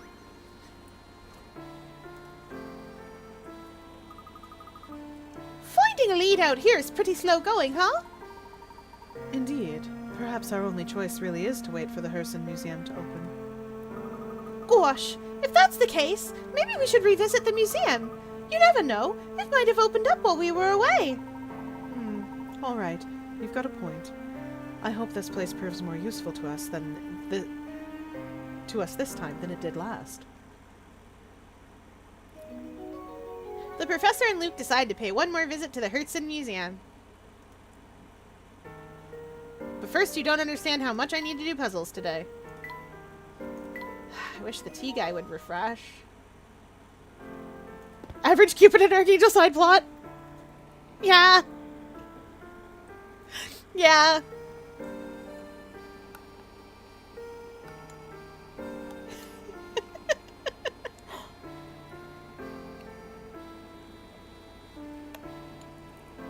You said that. But now I'm picturing the sheriff taking Cat and Val, child sidekick and animal sidekick.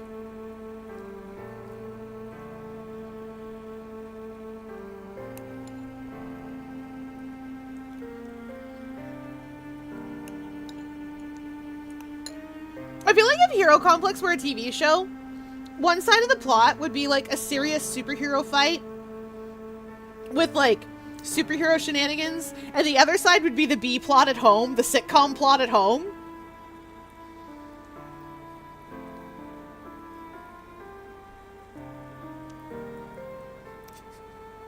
And like, there'd be a lot of through lines to each of those things. And they'd all come around. But definitely you'd have like, but Mom said it's my turn.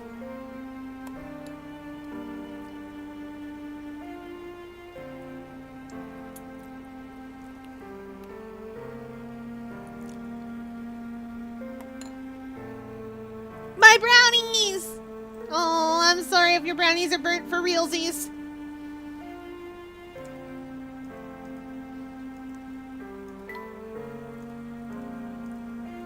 Theater is one way of putting cabaret.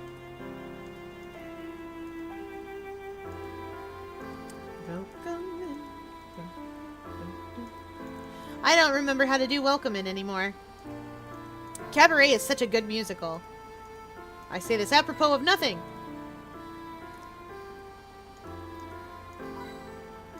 I knew it.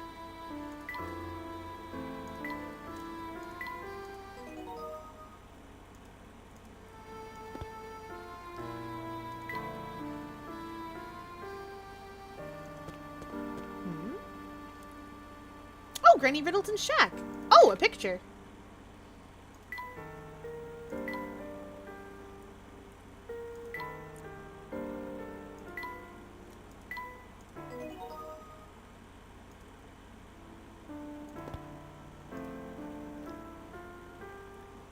Where am I? Wait, I closed that accidentally. I meant to go in here.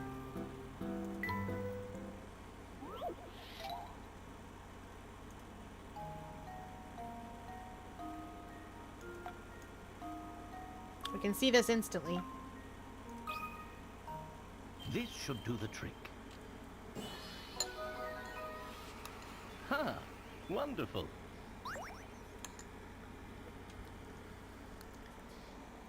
Also, I love the idea of once they rescue Violet and Gray, the two of them integrating with everybody else and there being like a side plot with basically the kids team.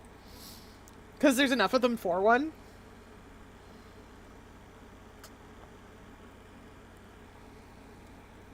Like how the New Mutants was kind of a side, was kind of a teenage side plot to a very different story that was being told in X-Men. Alright, we found a difference. What else we got?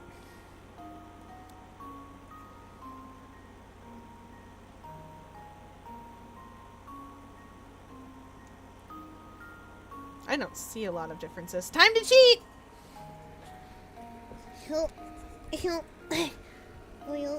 Wait, I see one already. It's up on the post. Or the chimney. I didn't need to cheat to see that.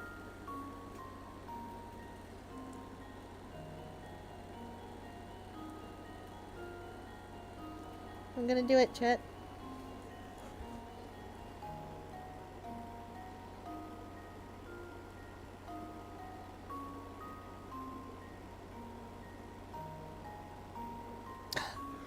Cheating's hard. Anyway, it's the chimney. Not sure how to really circle that, but that'll have to do.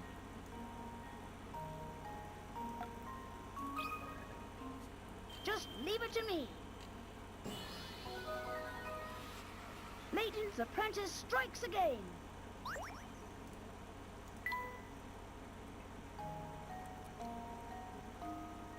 Oh yeah, you're right. Too lazy for art? That's okay.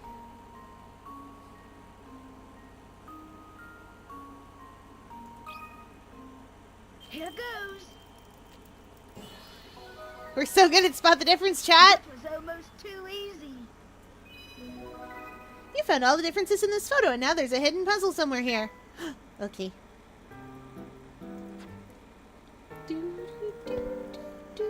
Wait, I should save. I save this game a lot. You gotta get more shots at T than just one.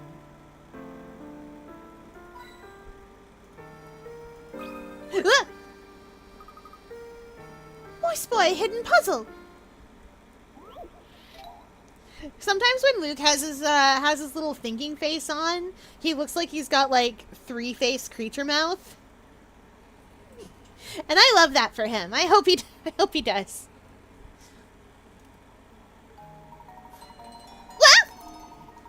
Alright, we hydrate as chat demands.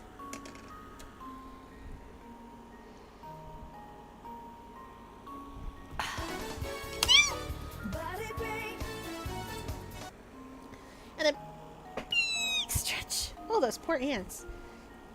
Big stretch.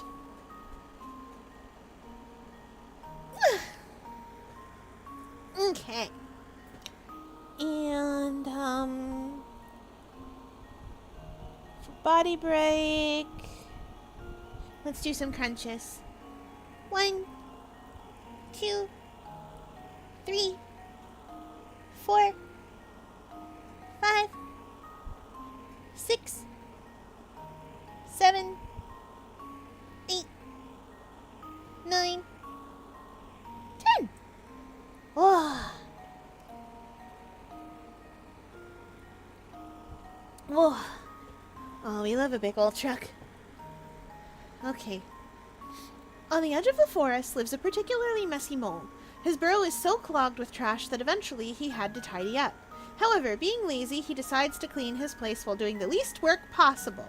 In order to pick up all the trash in his burrow without passing through any one tunnel twice, which of the holes, A through G, should the mole start cleaning from? While moving through any tunnel twice is forbidden, he can pass through any junction between tunnels as often as he wants.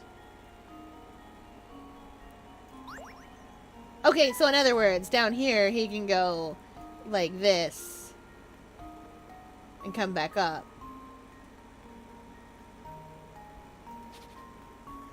Okay, I see, I see.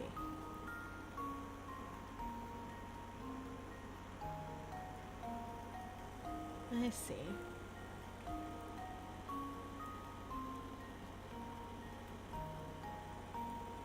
So... this is a single line puzzle. That's what this is.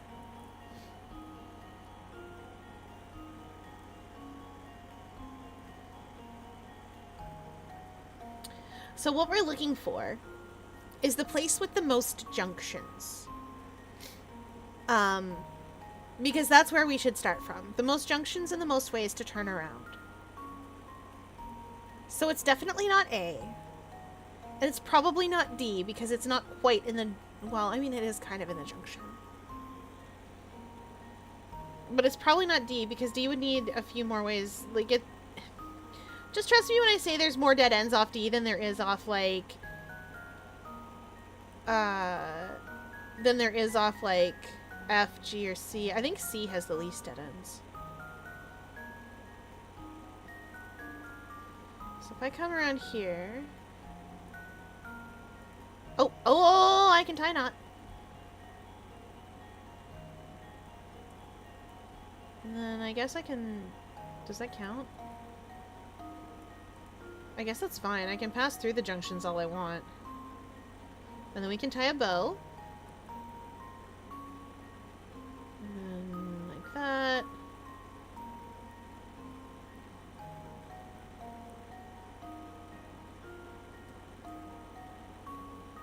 Yeah! Single line puzzle, my beloved. He doesn't have to get back to the hole.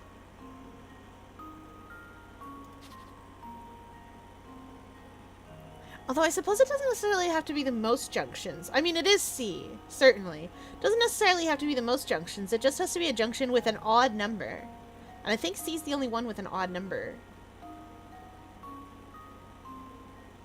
Because that's how single line puzzles work. If there's an odd number of junctions, you can pass. That's the one you start with, usually.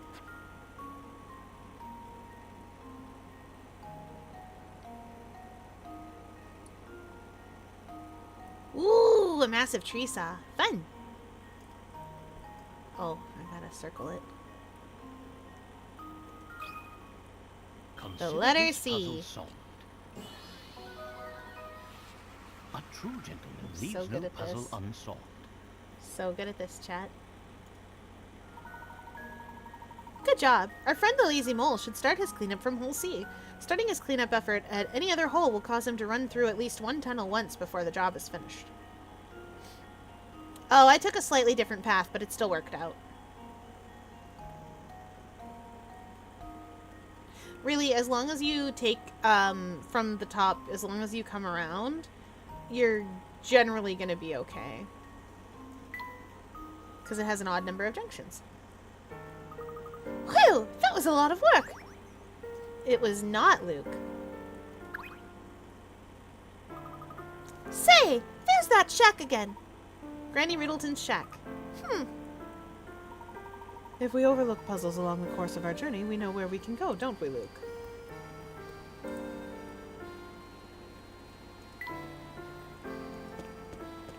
Alright, back we go. Where's this go? Huh.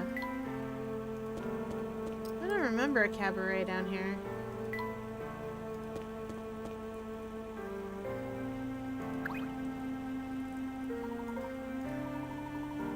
Aww. I'll serve him tea later, I guess.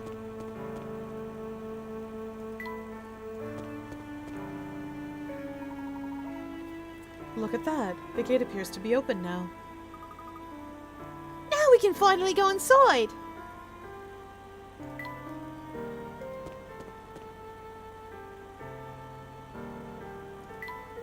Oh no, Sammy. Eepy. But this is good because it means I can go to bed at a real hour. Exactly. This is a good thing.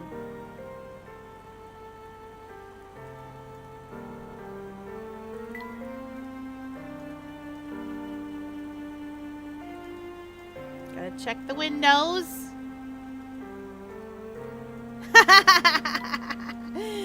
I love this soda.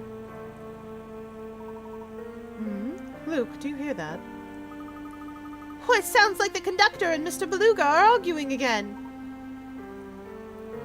I'm so proud of animating that, by the by, chat. I'm so thrilled. I worked very hard to make those cans spin.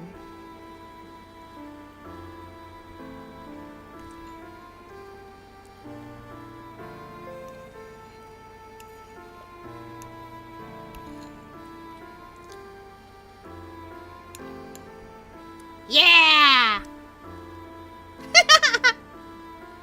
Add Jill I worked a little less hard on. No! Why will Val put the butt in jar? That's just a real jar I shook and put a picture of. Chat, why? Why does chat want to button jar me?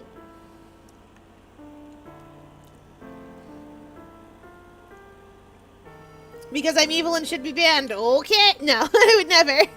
My only mod. Ooh, riddle me this, riddle me that. What have I got for riddling? Riddle me this, riddle me that.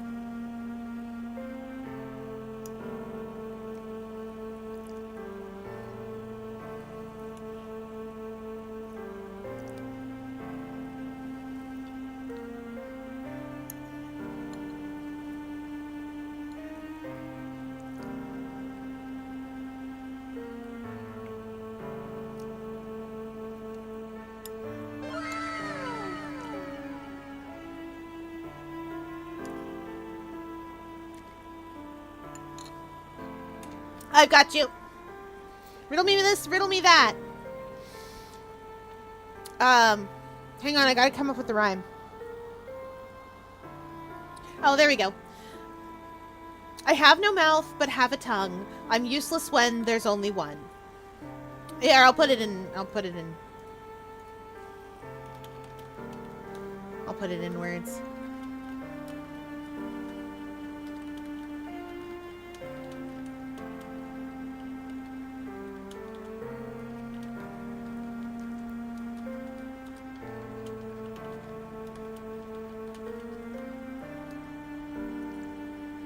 There you go.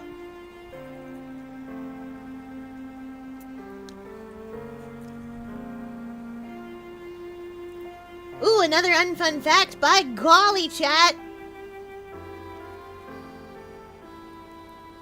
Chat's loving the unfun facts. Let's see.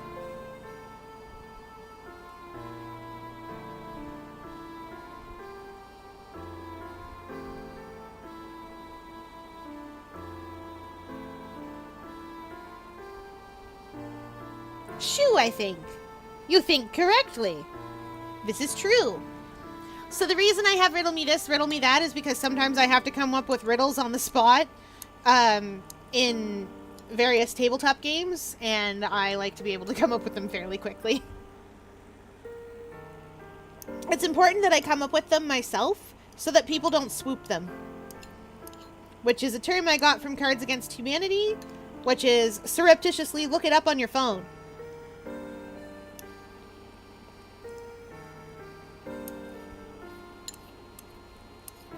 Because the way that I do riddles when I'm playing a tabletop, when a character is supposed to be very, very smart. Oh, the green glass door one. Is that the one that, is that the one if a red house is red and a blue house is blue and a yellow house is yellow, what color is a greenhouse?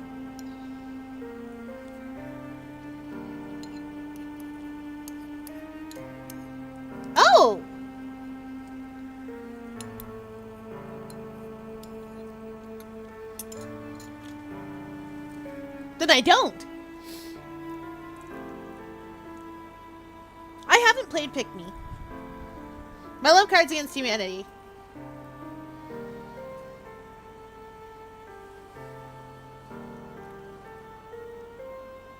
Let's see, an unfun fact.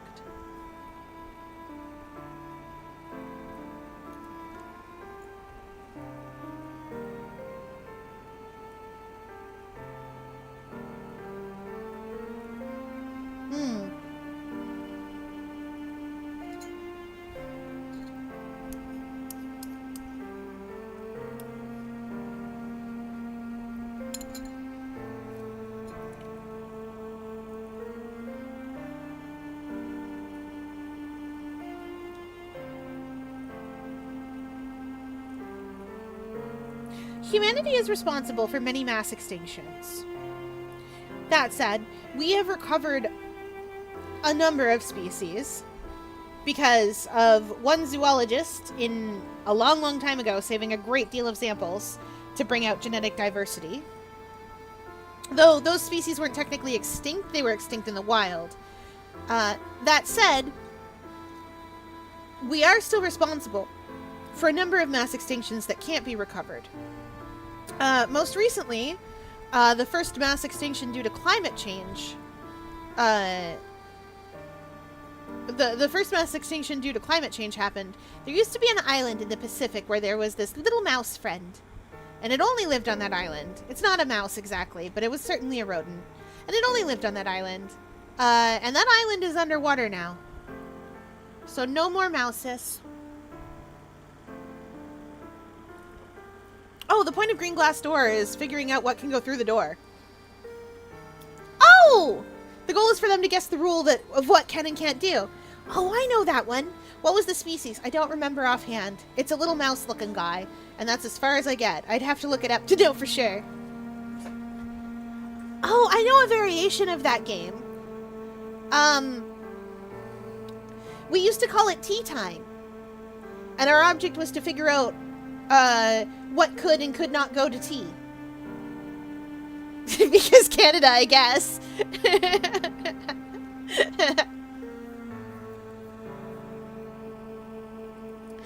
we used to play a very, it was a word game. And one time, when we were playing Tea Time, it was literally words with the letter T. So a cat could go to tea, but a dog couldn't. A teacup could go to tea, but a cup couldn't. It was fun. I love doing that stuff. You're not being annoying, Val. You have never once been annoying this whole time.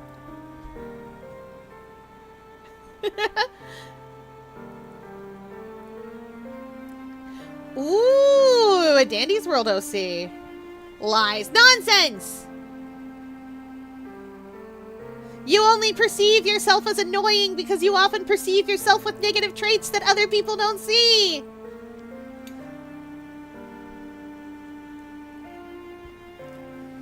You're not! Whatever, go my friendship beam. Fix your heart or die. I mean, what? 5, 4, 3, 2, 1. Stare! Yeah. No, unacceptable. You would do... Guess I'll die then. You would do that to poor Mark? He would be so devastated.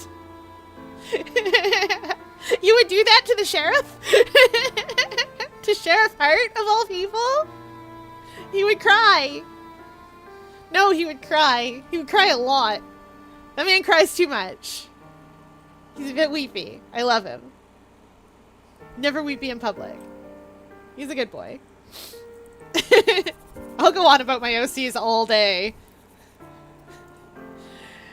Mark originally came from a romance novel.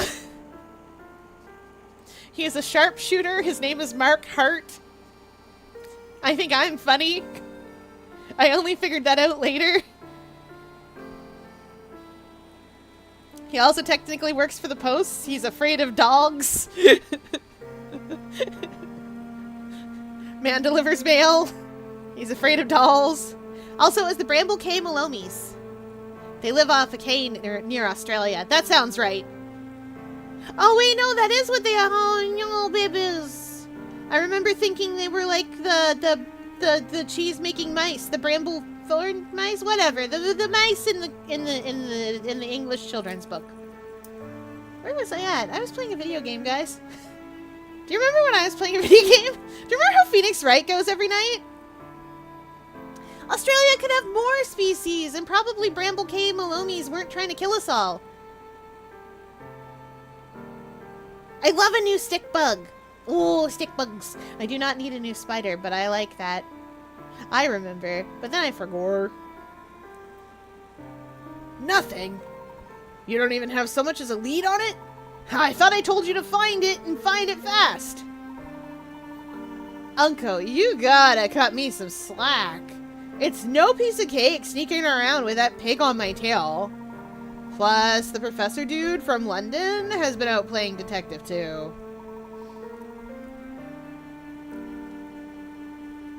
Keeping a low profile takes it out of a guy, you know what I'm saying? My feet are killing me from all this running around. How about you let me take a break? I do love spiders. I think they're neat. But also I am afraid of their faces. And they're bigger than me quite often. I'm too many small. That's true. Just because a species is disliked doesn't mean it's unnecessary, and a lot of them are very necessary. I am way too small. Also unacceptable. Something else with 8 legs. How dare? I'm the cutest 8-legged thing. Technically, they aren't legs. Fun fact about an octopus. Technically, these aren't legs. Or tentacles, either. 2 of the quote-unquote tentacles on an octopus are, generally speaking, a little bit overdeveloped. You see that most in the coconut octopus because it runs along the floor of the sea and pretends to be a coconut. But 8 of these things are arms and 2 are legs. Or 6 of these things are arms and 2 are legs. Oh, speaking of arachnophobia, I have to tell you all the story.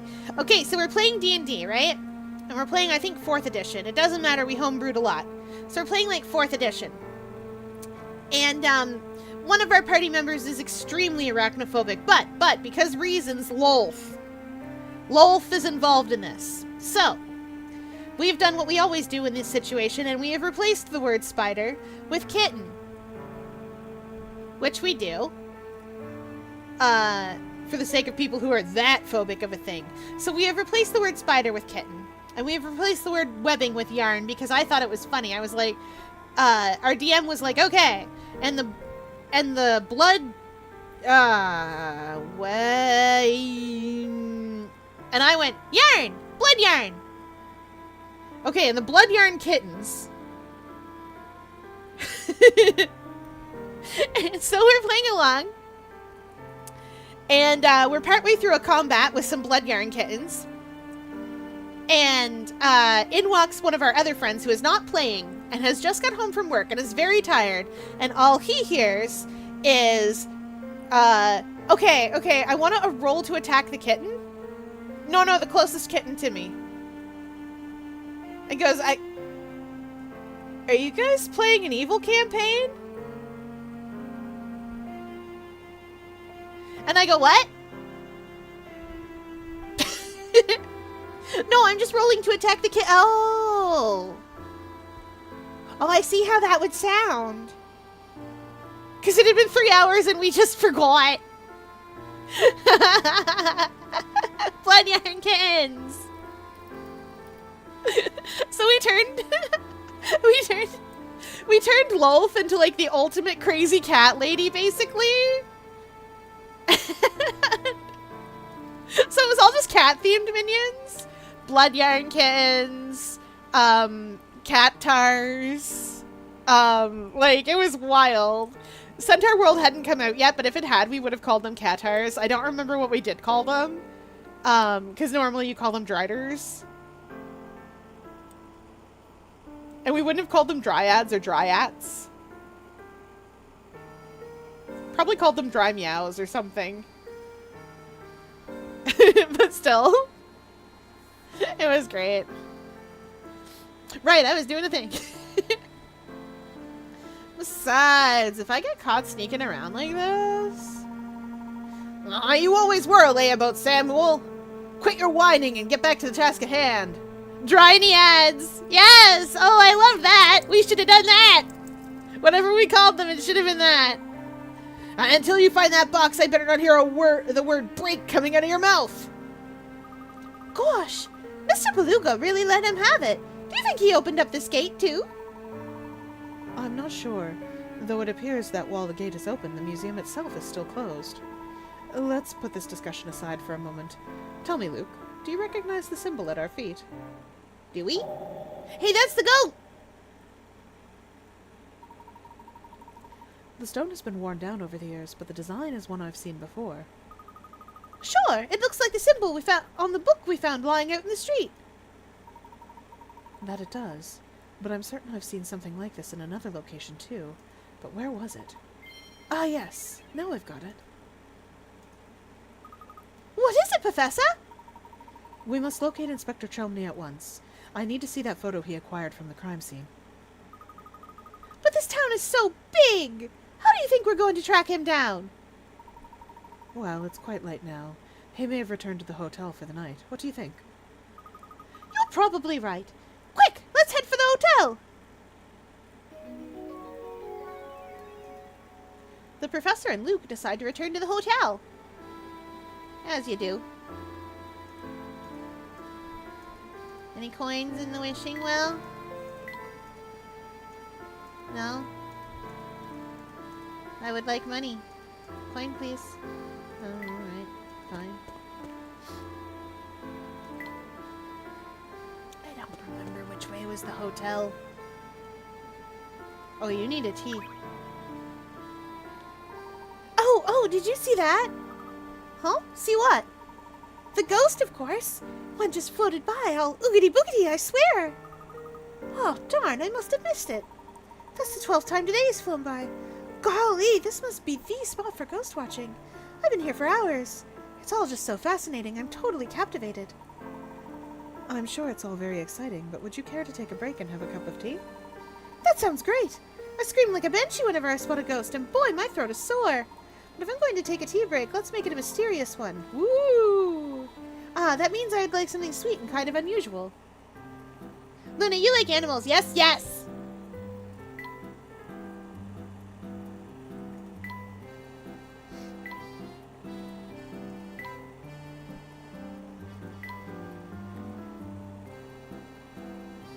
I mean, sweet, mild, and spicy, okay? Oh, this mysterious blend smells sweet, mild, and spicy. This had better be it. If it's not Dream Spice, I don't know what she wants. Scrumptious. A smile spreads across Neresa's face. She seems restored and cheerful. We did it. Dusty M. Douglas. Who? Dust. James Price, you say? Sorry, I had to make the joke. Hey, there really is something a little mysterious about the way this tea tastes. Good job. Little horse song. Look it up later. Okay. Oh, I'm glad you liked it. Oh, yeah, it was great. Let me thank you by telling you where the creepiest ghosts in town hang out.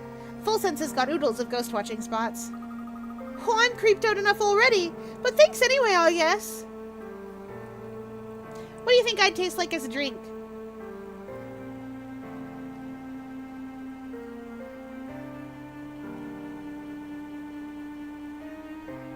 I'm thinking.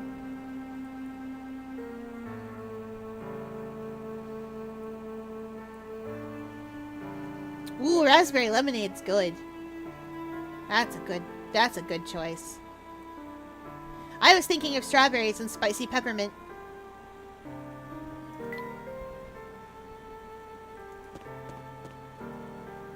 Return to the hotel. When I could be running around like a fool looking for puzzles. Yeah, spicy peppermint.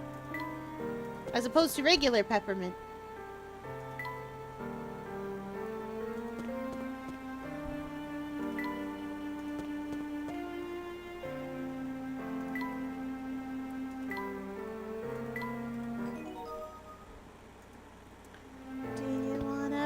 meh.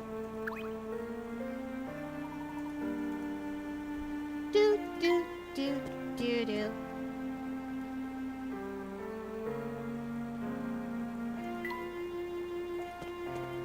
I don't know, the Skittles mystery flavor. Oh, she wants a tea. What does she want for tea? Are you quite all right, madame? You look a bit fatigued. Huh. There I go again, spacing out. Sorry, I'm just feeling run down. And thirsty. Business is usually pretty slow at this hour. Maybe I should take a break or something. Your job must be very taxing. Make sure to schedule in some time to recuperate.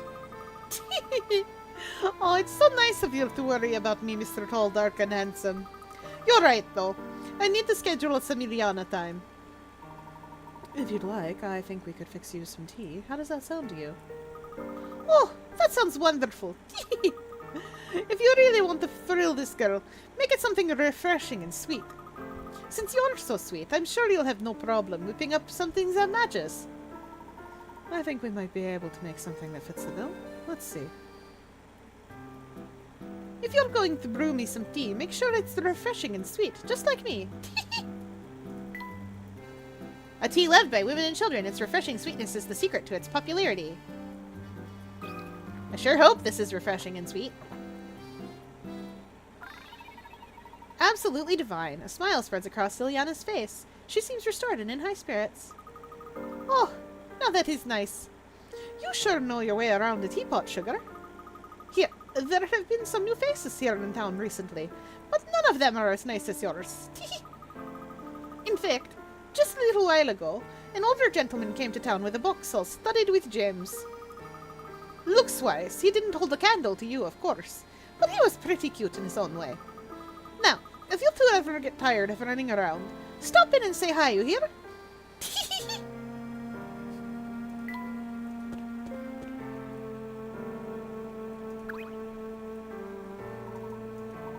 I want to give him tea. I want to give him the correct tea. Oh, a child.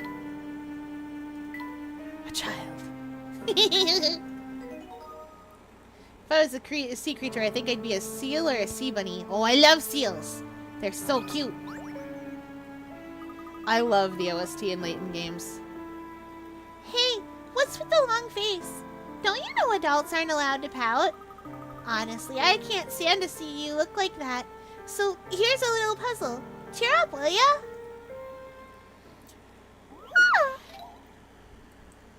Oh, no, it's a how old am I puzzle. Hi there.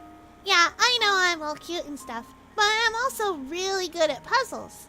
What's that? You want to know my age? Well, okay. The difference between Mama's age and Papa's age is the same as my age. Oh, and my big sister is twice my age, which happens to be 1/3 my mom's age. And one more thing. In 5 years, I'll be my sister's age. Okay, enough hints. How old am I? Haha, a child. I love that vine. Okay, so.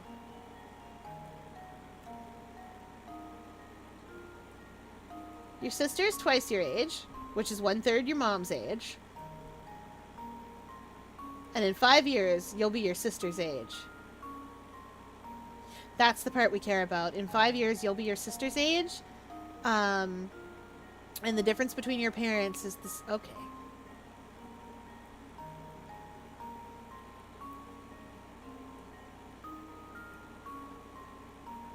So I need to find something that I can add 5 to make up this age.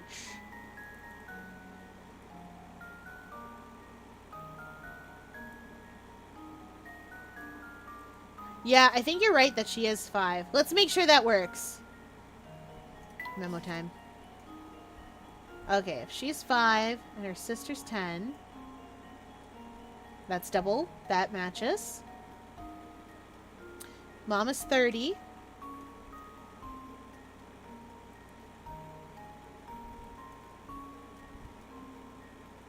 Dad must therefore be 35. The difference between my mama's age and my papa's age is the same as my age. That's 5. Oh, and my big sister is twice my age. 10 is twice 5. which happens to be 1/3 my mom's age, which is 10. 10 is 1/3 30. And one more thing. In 5 years, I'll be my sister's age. Yep, that's right. She is 5. She's 5 then. 72. Consider this puzzle solved. Yeah, let's go! Val and Tal, the unstoppable No puzzle-solving puzzle duo. Hey,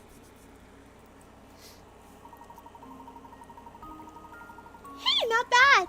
Papa's 35 and Mama's 30, meaning the difference in their ages is the same as my age, like I said. As for my big sis, she's 10. That's twice my age and 1/3 my mama's. In 5 years, I'll be 10 and my sister will be 15. Can you believe it? I'll practically be a grown-up by then. Fear using all her brains. Ha! All 9 of them. I need them. Tal's better at puzzles than me. I am not. Psh, I'm not that good. I'm just lucky. I just have more experience seeing puzzles, so I memorize a lot of the common patterns. That's completely reasonable. That's how I make puzzles for D&D. And various other tabletops. Hey, pretty good, Smarty Pants. So good, in fact, I think you deserve a reward. What kind of reward? The best kind. A story. Okay then, here goes. Give me a second to hydrate a little bit.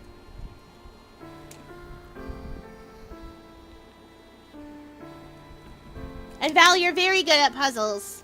See also the clock puzzle, which I took like 5 tries and then gave up and put Val's answer and was like, excuse me, what? This is correct? Blah! Stop lying, how dare. The only thing I have ever lied to chat about, is that Okami ends at Orochi no Orochi. Because it doesn't.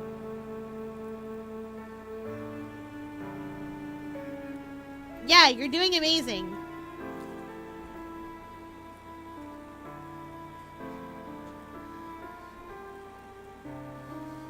You're keeping up with an octopus who got fished up out of the sea sometime when the English Empire was still existing.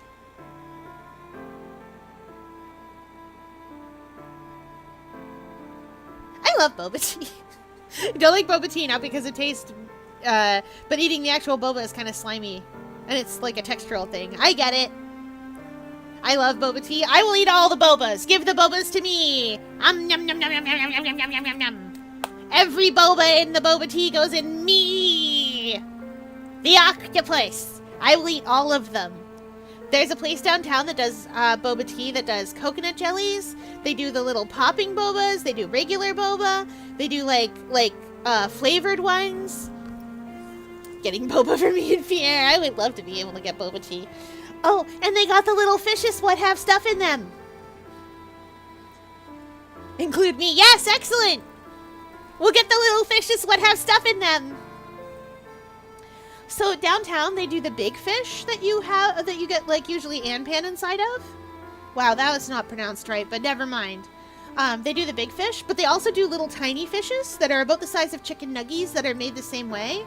And inside of those, they put hazelnut spread, which is just Nutella. We know it's Nutella. They don't have to beat around the bush. Apple pie. Like apple pie filling. Green tea, like matcha green tea cream filling.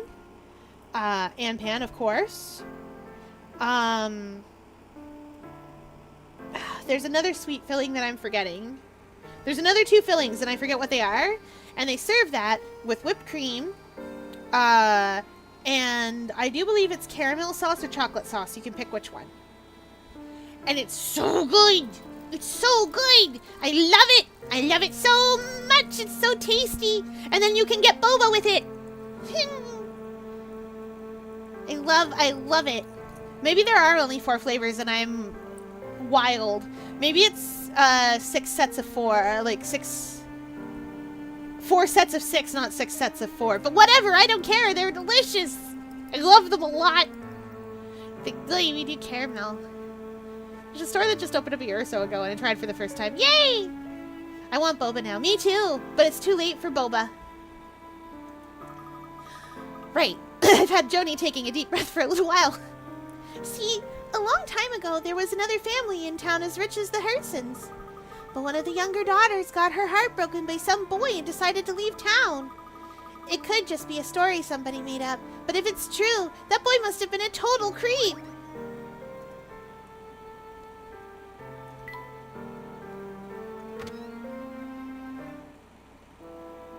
Ooh! Are you a puzzle, sir? I feel like you're a puzzle, sir. Oh! He is a puzzle, I was right! Happy Boba Cafe is such a cute name. Our boba tea shop is called Cha Time. Like as in Ocha, like tea. Cha Time!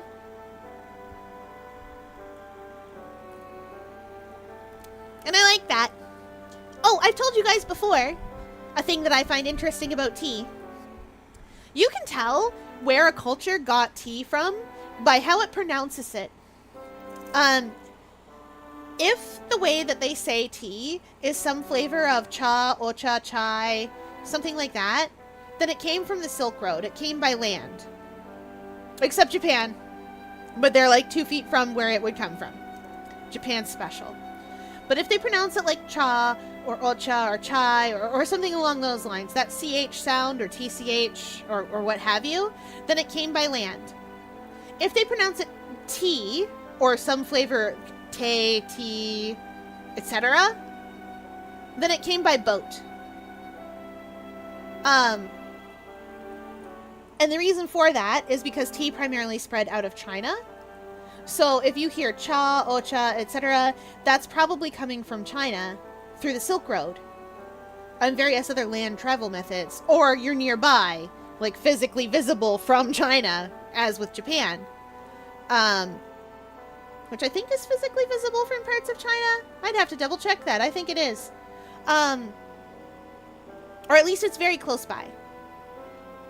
However, if you hear it pronounced tea, it came by sea because it came from a port. It came from Jakarta. If you hear it pronounced tea. Or it came from some place that was like nearish by that port. And it was imported through the ocean. And I just think that's neat.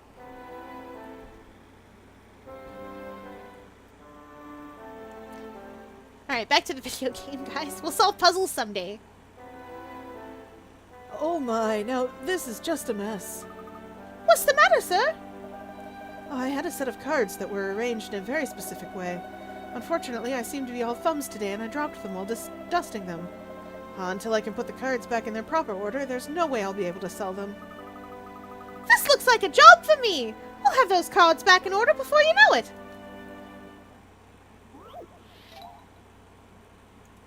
This man knows the order of these cards. Luke, what are you doing? My boy. Cards labeled 1 through 6 are arranged in order as shown below. Rearrange them so that they satisfy the following conditions. Oh, this is just a conditions puzzle. We can do this pretty quickly. The sum of the numbers on the top row must be 1 less than the sum of the numbers on the bottom row. The 2 cards in the right column must add up to 5. I had to stop and think about which way was right. The 5 card must be to the immediate left of the 4 card. Okay. The 1 card must be placed in the left column. Okay, 1 card is already there.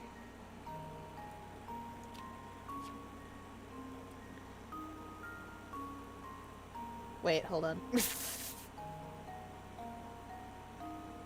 I think that might actually just be it. The sum of the numbers in the top row must be 1 less than the sum of the numbers in the bottom row. This is 10. This is 11.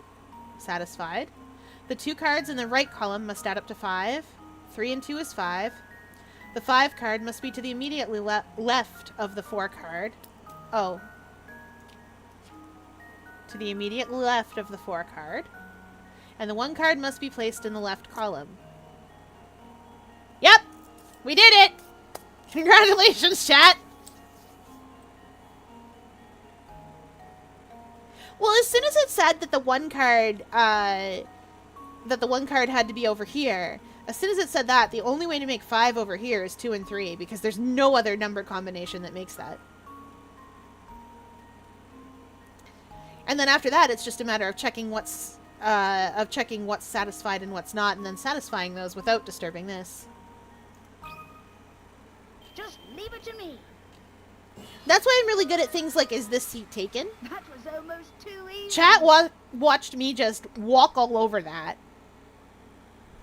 Like, the logic puzzles are great. Honestly, though, the demo for that game was so easy that I went, I don't want to play a whole game that's this game.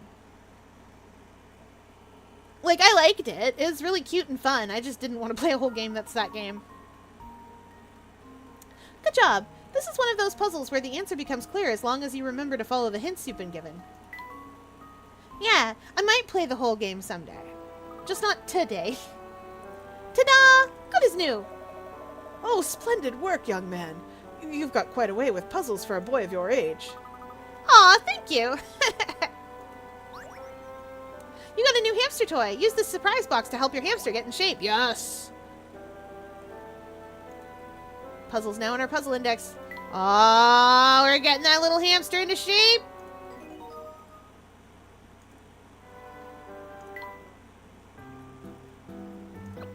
When the hamster draws near, this item bursts open, surprising the hamster and causing him to run backward the way he came until he bumps into something.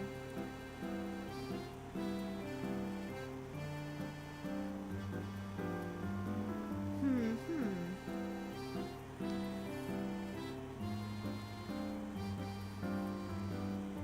24, huh? Oh, I know.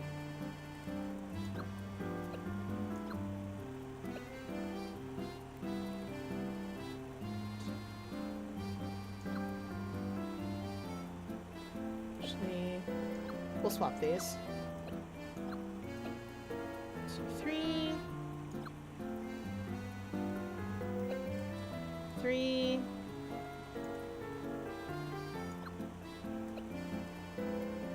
That and back.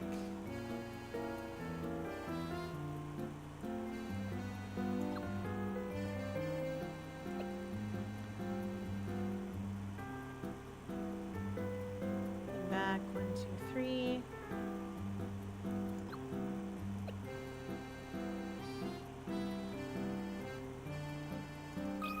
That should I'm do not it. so good at moving and stuff.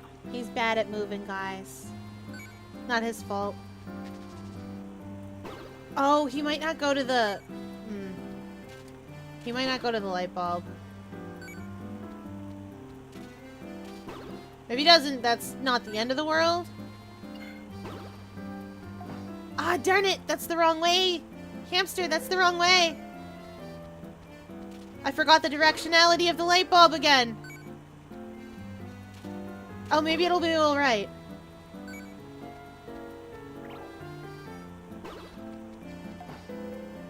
Okay, good enough. It worked out.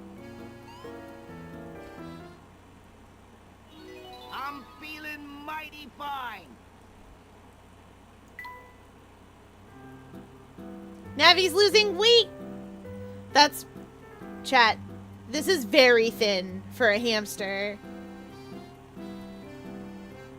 Extremely thin. You should not have a hamster what looks like this. Just saying.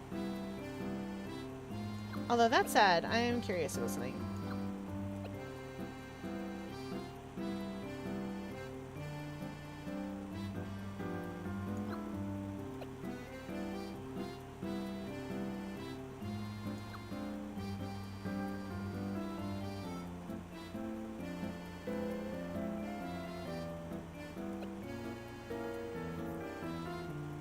Oh, right. I'd have to put it here, I think.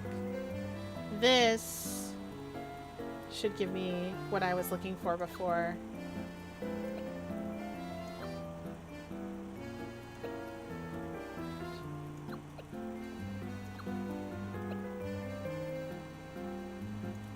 Curious about how this will go. Whoa! My spare tire is gone. Yes, thank you, hamster.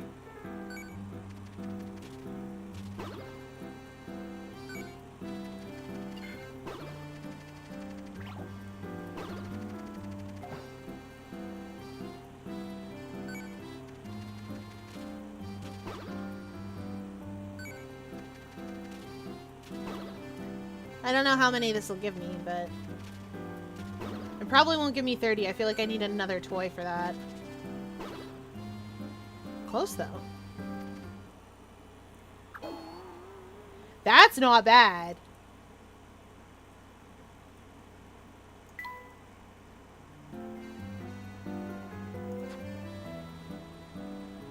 One more toy and we'd have that.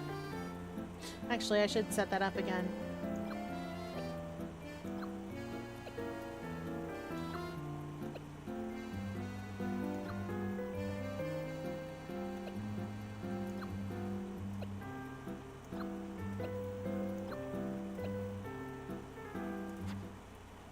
Anyway, I'll know where I was.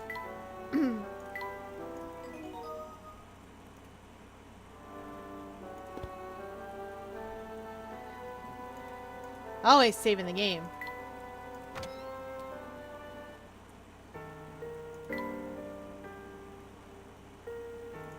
I don't want to go back to the hotel just yet. She looks like she's having a cup of tea. Maybe she'll have a tea ingredient for us.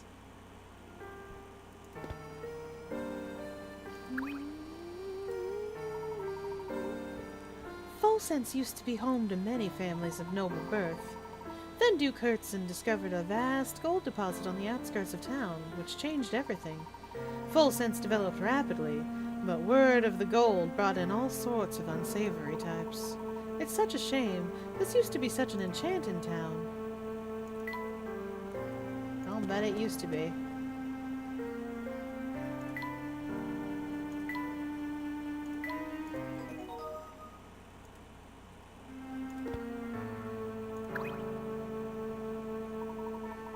Welcome to Volsense, where you can dream big and make those dreams a reality.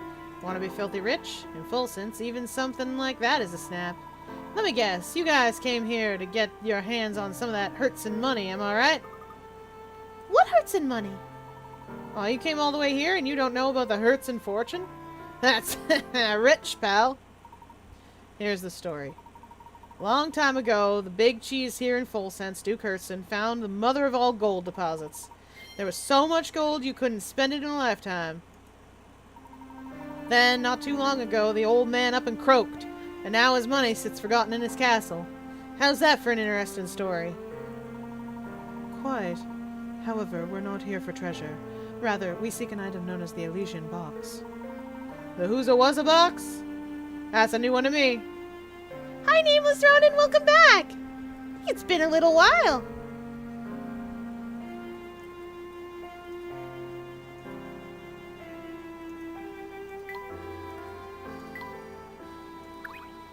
That's okay. Professor, the train stopped at the station, but there's not a soul in sight.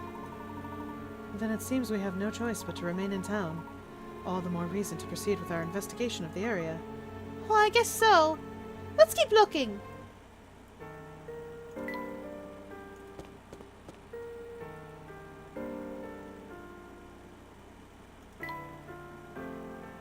I don't want to go to the hotel. You can't make me go to the hotel. I would like to continue exploring and see if there are more puzzles. That man won't let me give him tea.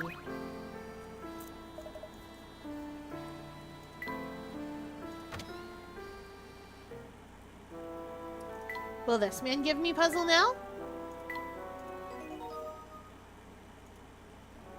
Would like puzzle, please.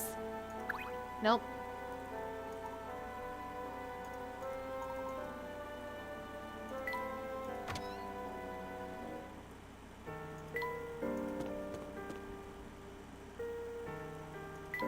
Dog is not puzzle. Anybody up here? Museum's still closed, but...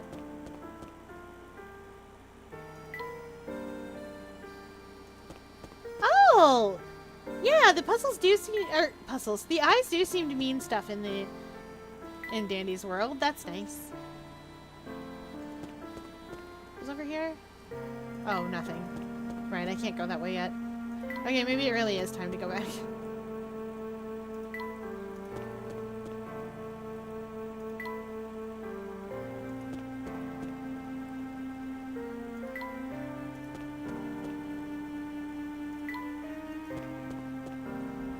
Yes, show. I'm always interested in what people get out of those things. I probably still managed to miss some puzzles. But that's okay. Hey, Chumney's here!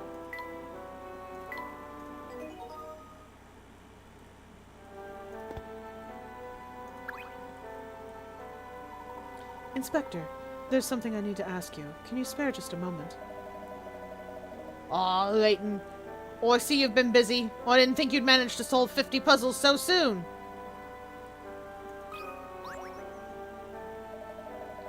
Boy, you've been very busy sniffing around town for clues. Tell me, has your search yielded any genuinely useful facts yet? Perhaps. Would you mind showing me the photo you recovered from the doctor's apartment? Oh, am I to understand there's a clue to be found in that photo? Humph! Well, I see you've solved 50 puzzles so far, so I can tell you're serious about this investigation. My top priority is solving this case, so if you think you can help, I might as well show you the thing. What the devil? Was something the matter, sir? Well, there's a blasted hole in my pocket. Oh Well, I've been scattering pieces without even noticing. This is a low point in my career. It seems that all that remains of the photo is this one scrap. no! I guess we'll just have to give up on ever seeing this photo again, huh, Professor? Tough to say. The pieces were still all in my pocket when we entered Folsense. I'm sure of that much. Inspector, do you recall the path you took around town over the past couple of hours? Well, bits of it, yes. Let's see. Oh no! Tell me! Tell me! Ah. Where?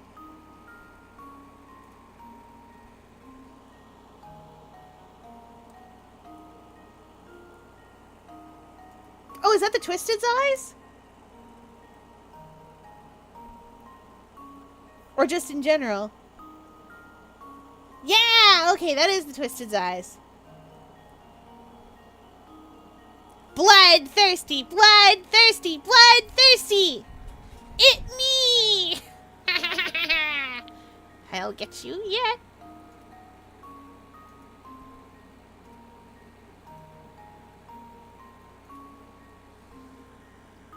Okay. Use what the inspector remembers to find the path he took through town. Well, only one turn I made was at an intersection with a cafe on it. Oh, and I also passed in front of the one hat shop. Oh, and one flower shop, too. And I didn't walk any farther than necessary. Now that you've heard his recollection, can you trace the route the inspector took through town? Okay, so, only one turn I made was at an intersection with a cafe on it. Oh, and I also passed in front of one hat shop and a flower shop too, and I didn't walk any further than necessary.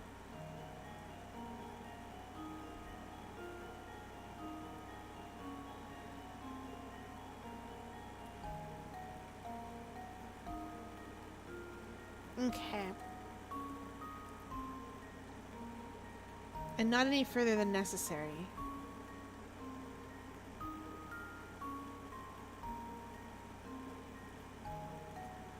Oh wait, I want to look again at the eyes.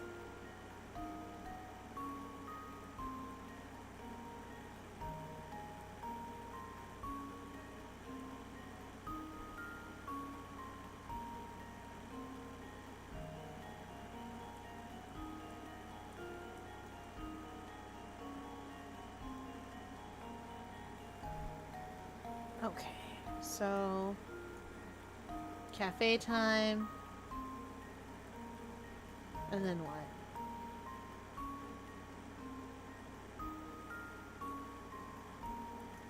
No, that's too many turns, isn't it?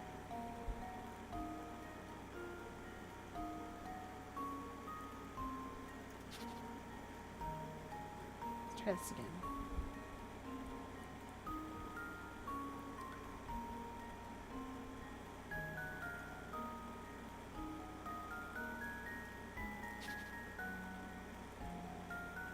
We can't pass these. Because that's That's definitely... There's no turn here. That's definitely...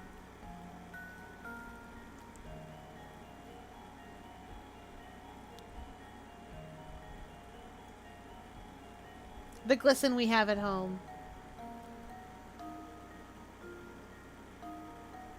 But this isn't the right number of turns, is it?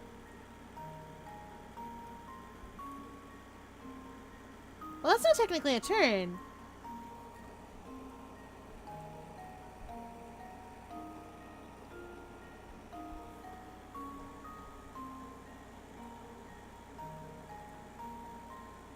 I think that might be right, though. It does satisfy the conditions, unless I'm not allowed... You know what? I'm just gonna go for it.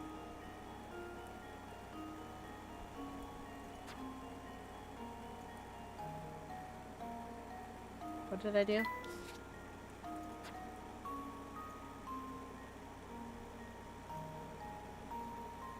Because that's not a turn, so I think it doesn't count. Only one turn I made was at an intersection with a cafe on it. So, oh, I get it. So you made multiple turns. You just, okay. I also passed in front of one hat shop. One hat shop. That's one hat shop.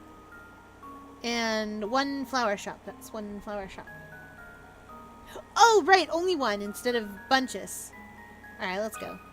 We'll see what we got. This should do the trick. I sure hope it's right. And there we have it. That's right! You may have figured out the inspector's path through town, but the search for these photo scraps is just beginning. Aww. Yay!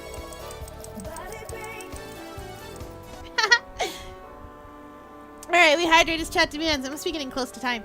We hydrate as chat demands.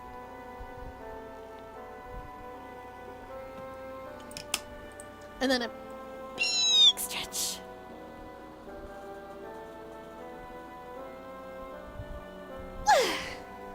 And for body break, we'll do obliques. 1, 2, 3, 4, 5, 6, 7, 8, 9, 10. We did it!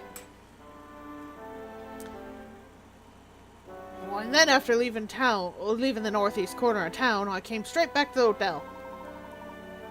That should be enough information to get started, thank you.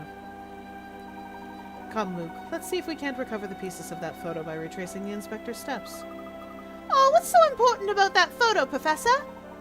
I'm unsure of the photo's content, but I have every confidence that it will lead us to the Elysian box. Say no more! I'm sold! After all, your intuition never fails. Let's hurry to the northeast corner. Oh, I think we can get through that little path where the bulldog was sitting. Yes, let's. I'll lead the way. I missed one! The professor and Luke decide to investigate the northeast corner of town. I missed tricky digits. Ooh, wah! Oh. Oh, shadows on the street corner, chat. It's spooky time.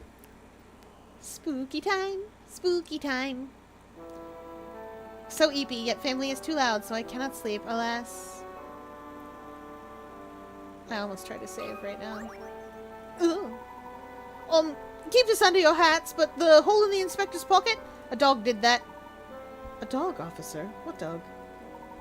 Well, Inspector Chelmney had altercation with a canine by a path to the northeast corner of town. Well, dogs can sniff out mean people, you know. That's just... Oh, whoops. I forgot to read the rest of Luke's sentence. Some may seem a bit prickly at times, but he's actually quite kind. Would you care to hear a puzzle the inspector once told me? I would.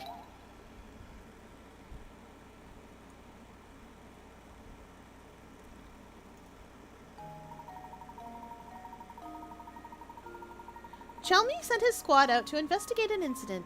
Before leaving, he said this: I want you to search the entire area shown on this map. Take any route you want, but report how many times you turned in the process. You're free to turn left or right, but U-turns are strictly forbidden. The Bobbies completed their shift and returned to report their turns. Judging by the reports, however, it seems at least one man wasn't telling the truth. Mark the liars with an X.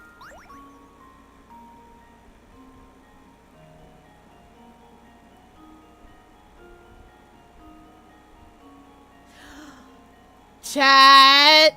Chat! Chat, I know this puzzle. I know this puzzle from a different thing. So here's the thing.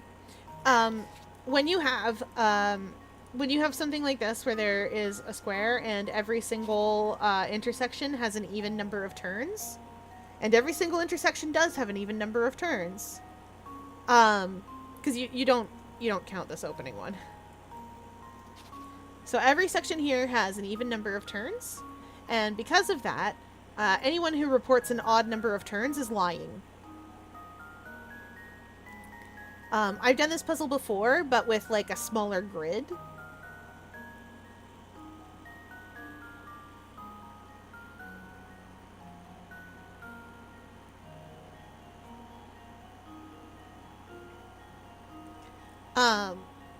And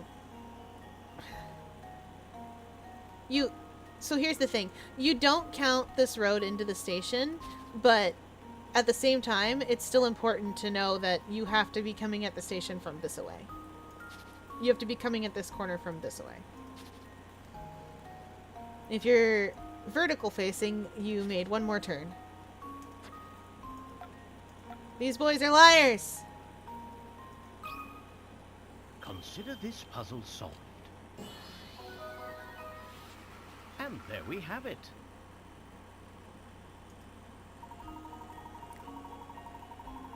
Sharp thinking. The two men who made 105 and 113 turns must have been goofing off. Since the men started out on the horizontal path, you can infer that if they turned an odd number of times, they'd end up on a vertical path. Conversely, if they made an even number of turns, they'd end up on a horizontal road. Any Bobby who did his job properly would have to turn an even number of times to get back to the station, which is at the end of the horizontal road.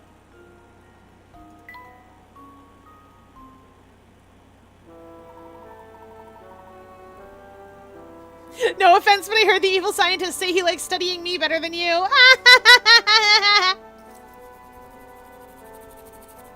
Love it.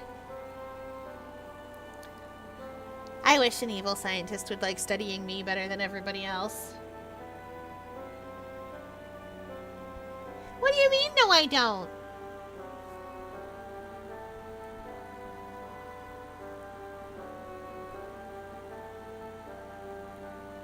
Yeah, I know I don't. I know I don't like when Dr. West comes to visit. I'm aware. I know we don't have an evil scientist on staff, so we have to bring one in.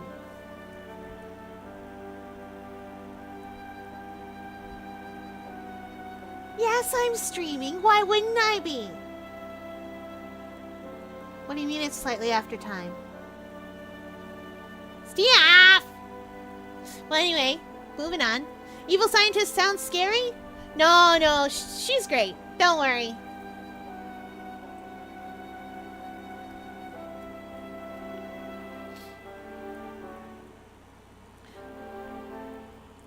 She knows the aquarium director. They're friends. Definitely just friends. Yeah. Well done, sir. Now I must be off. The inspector and I need to sweep the area for clues. Do watch yourselves when you're out on the streets. There's no telling what's out there. Likewise, officer. I got a diary key.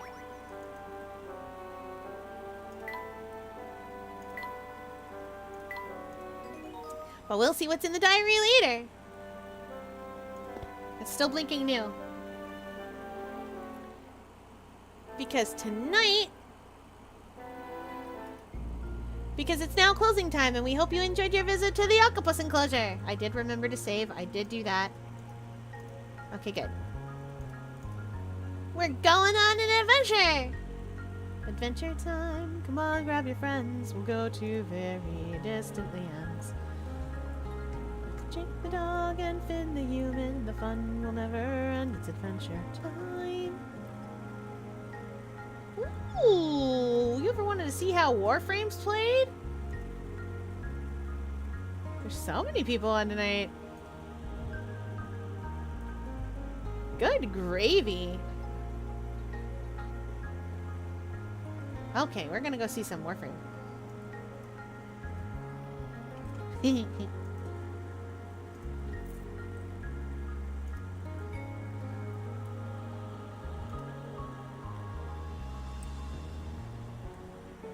That or Guild Wars 2. I don't play Warframe.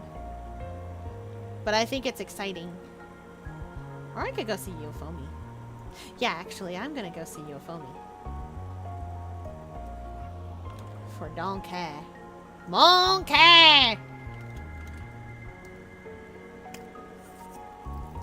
We're off to go see Yofomi be Monkey!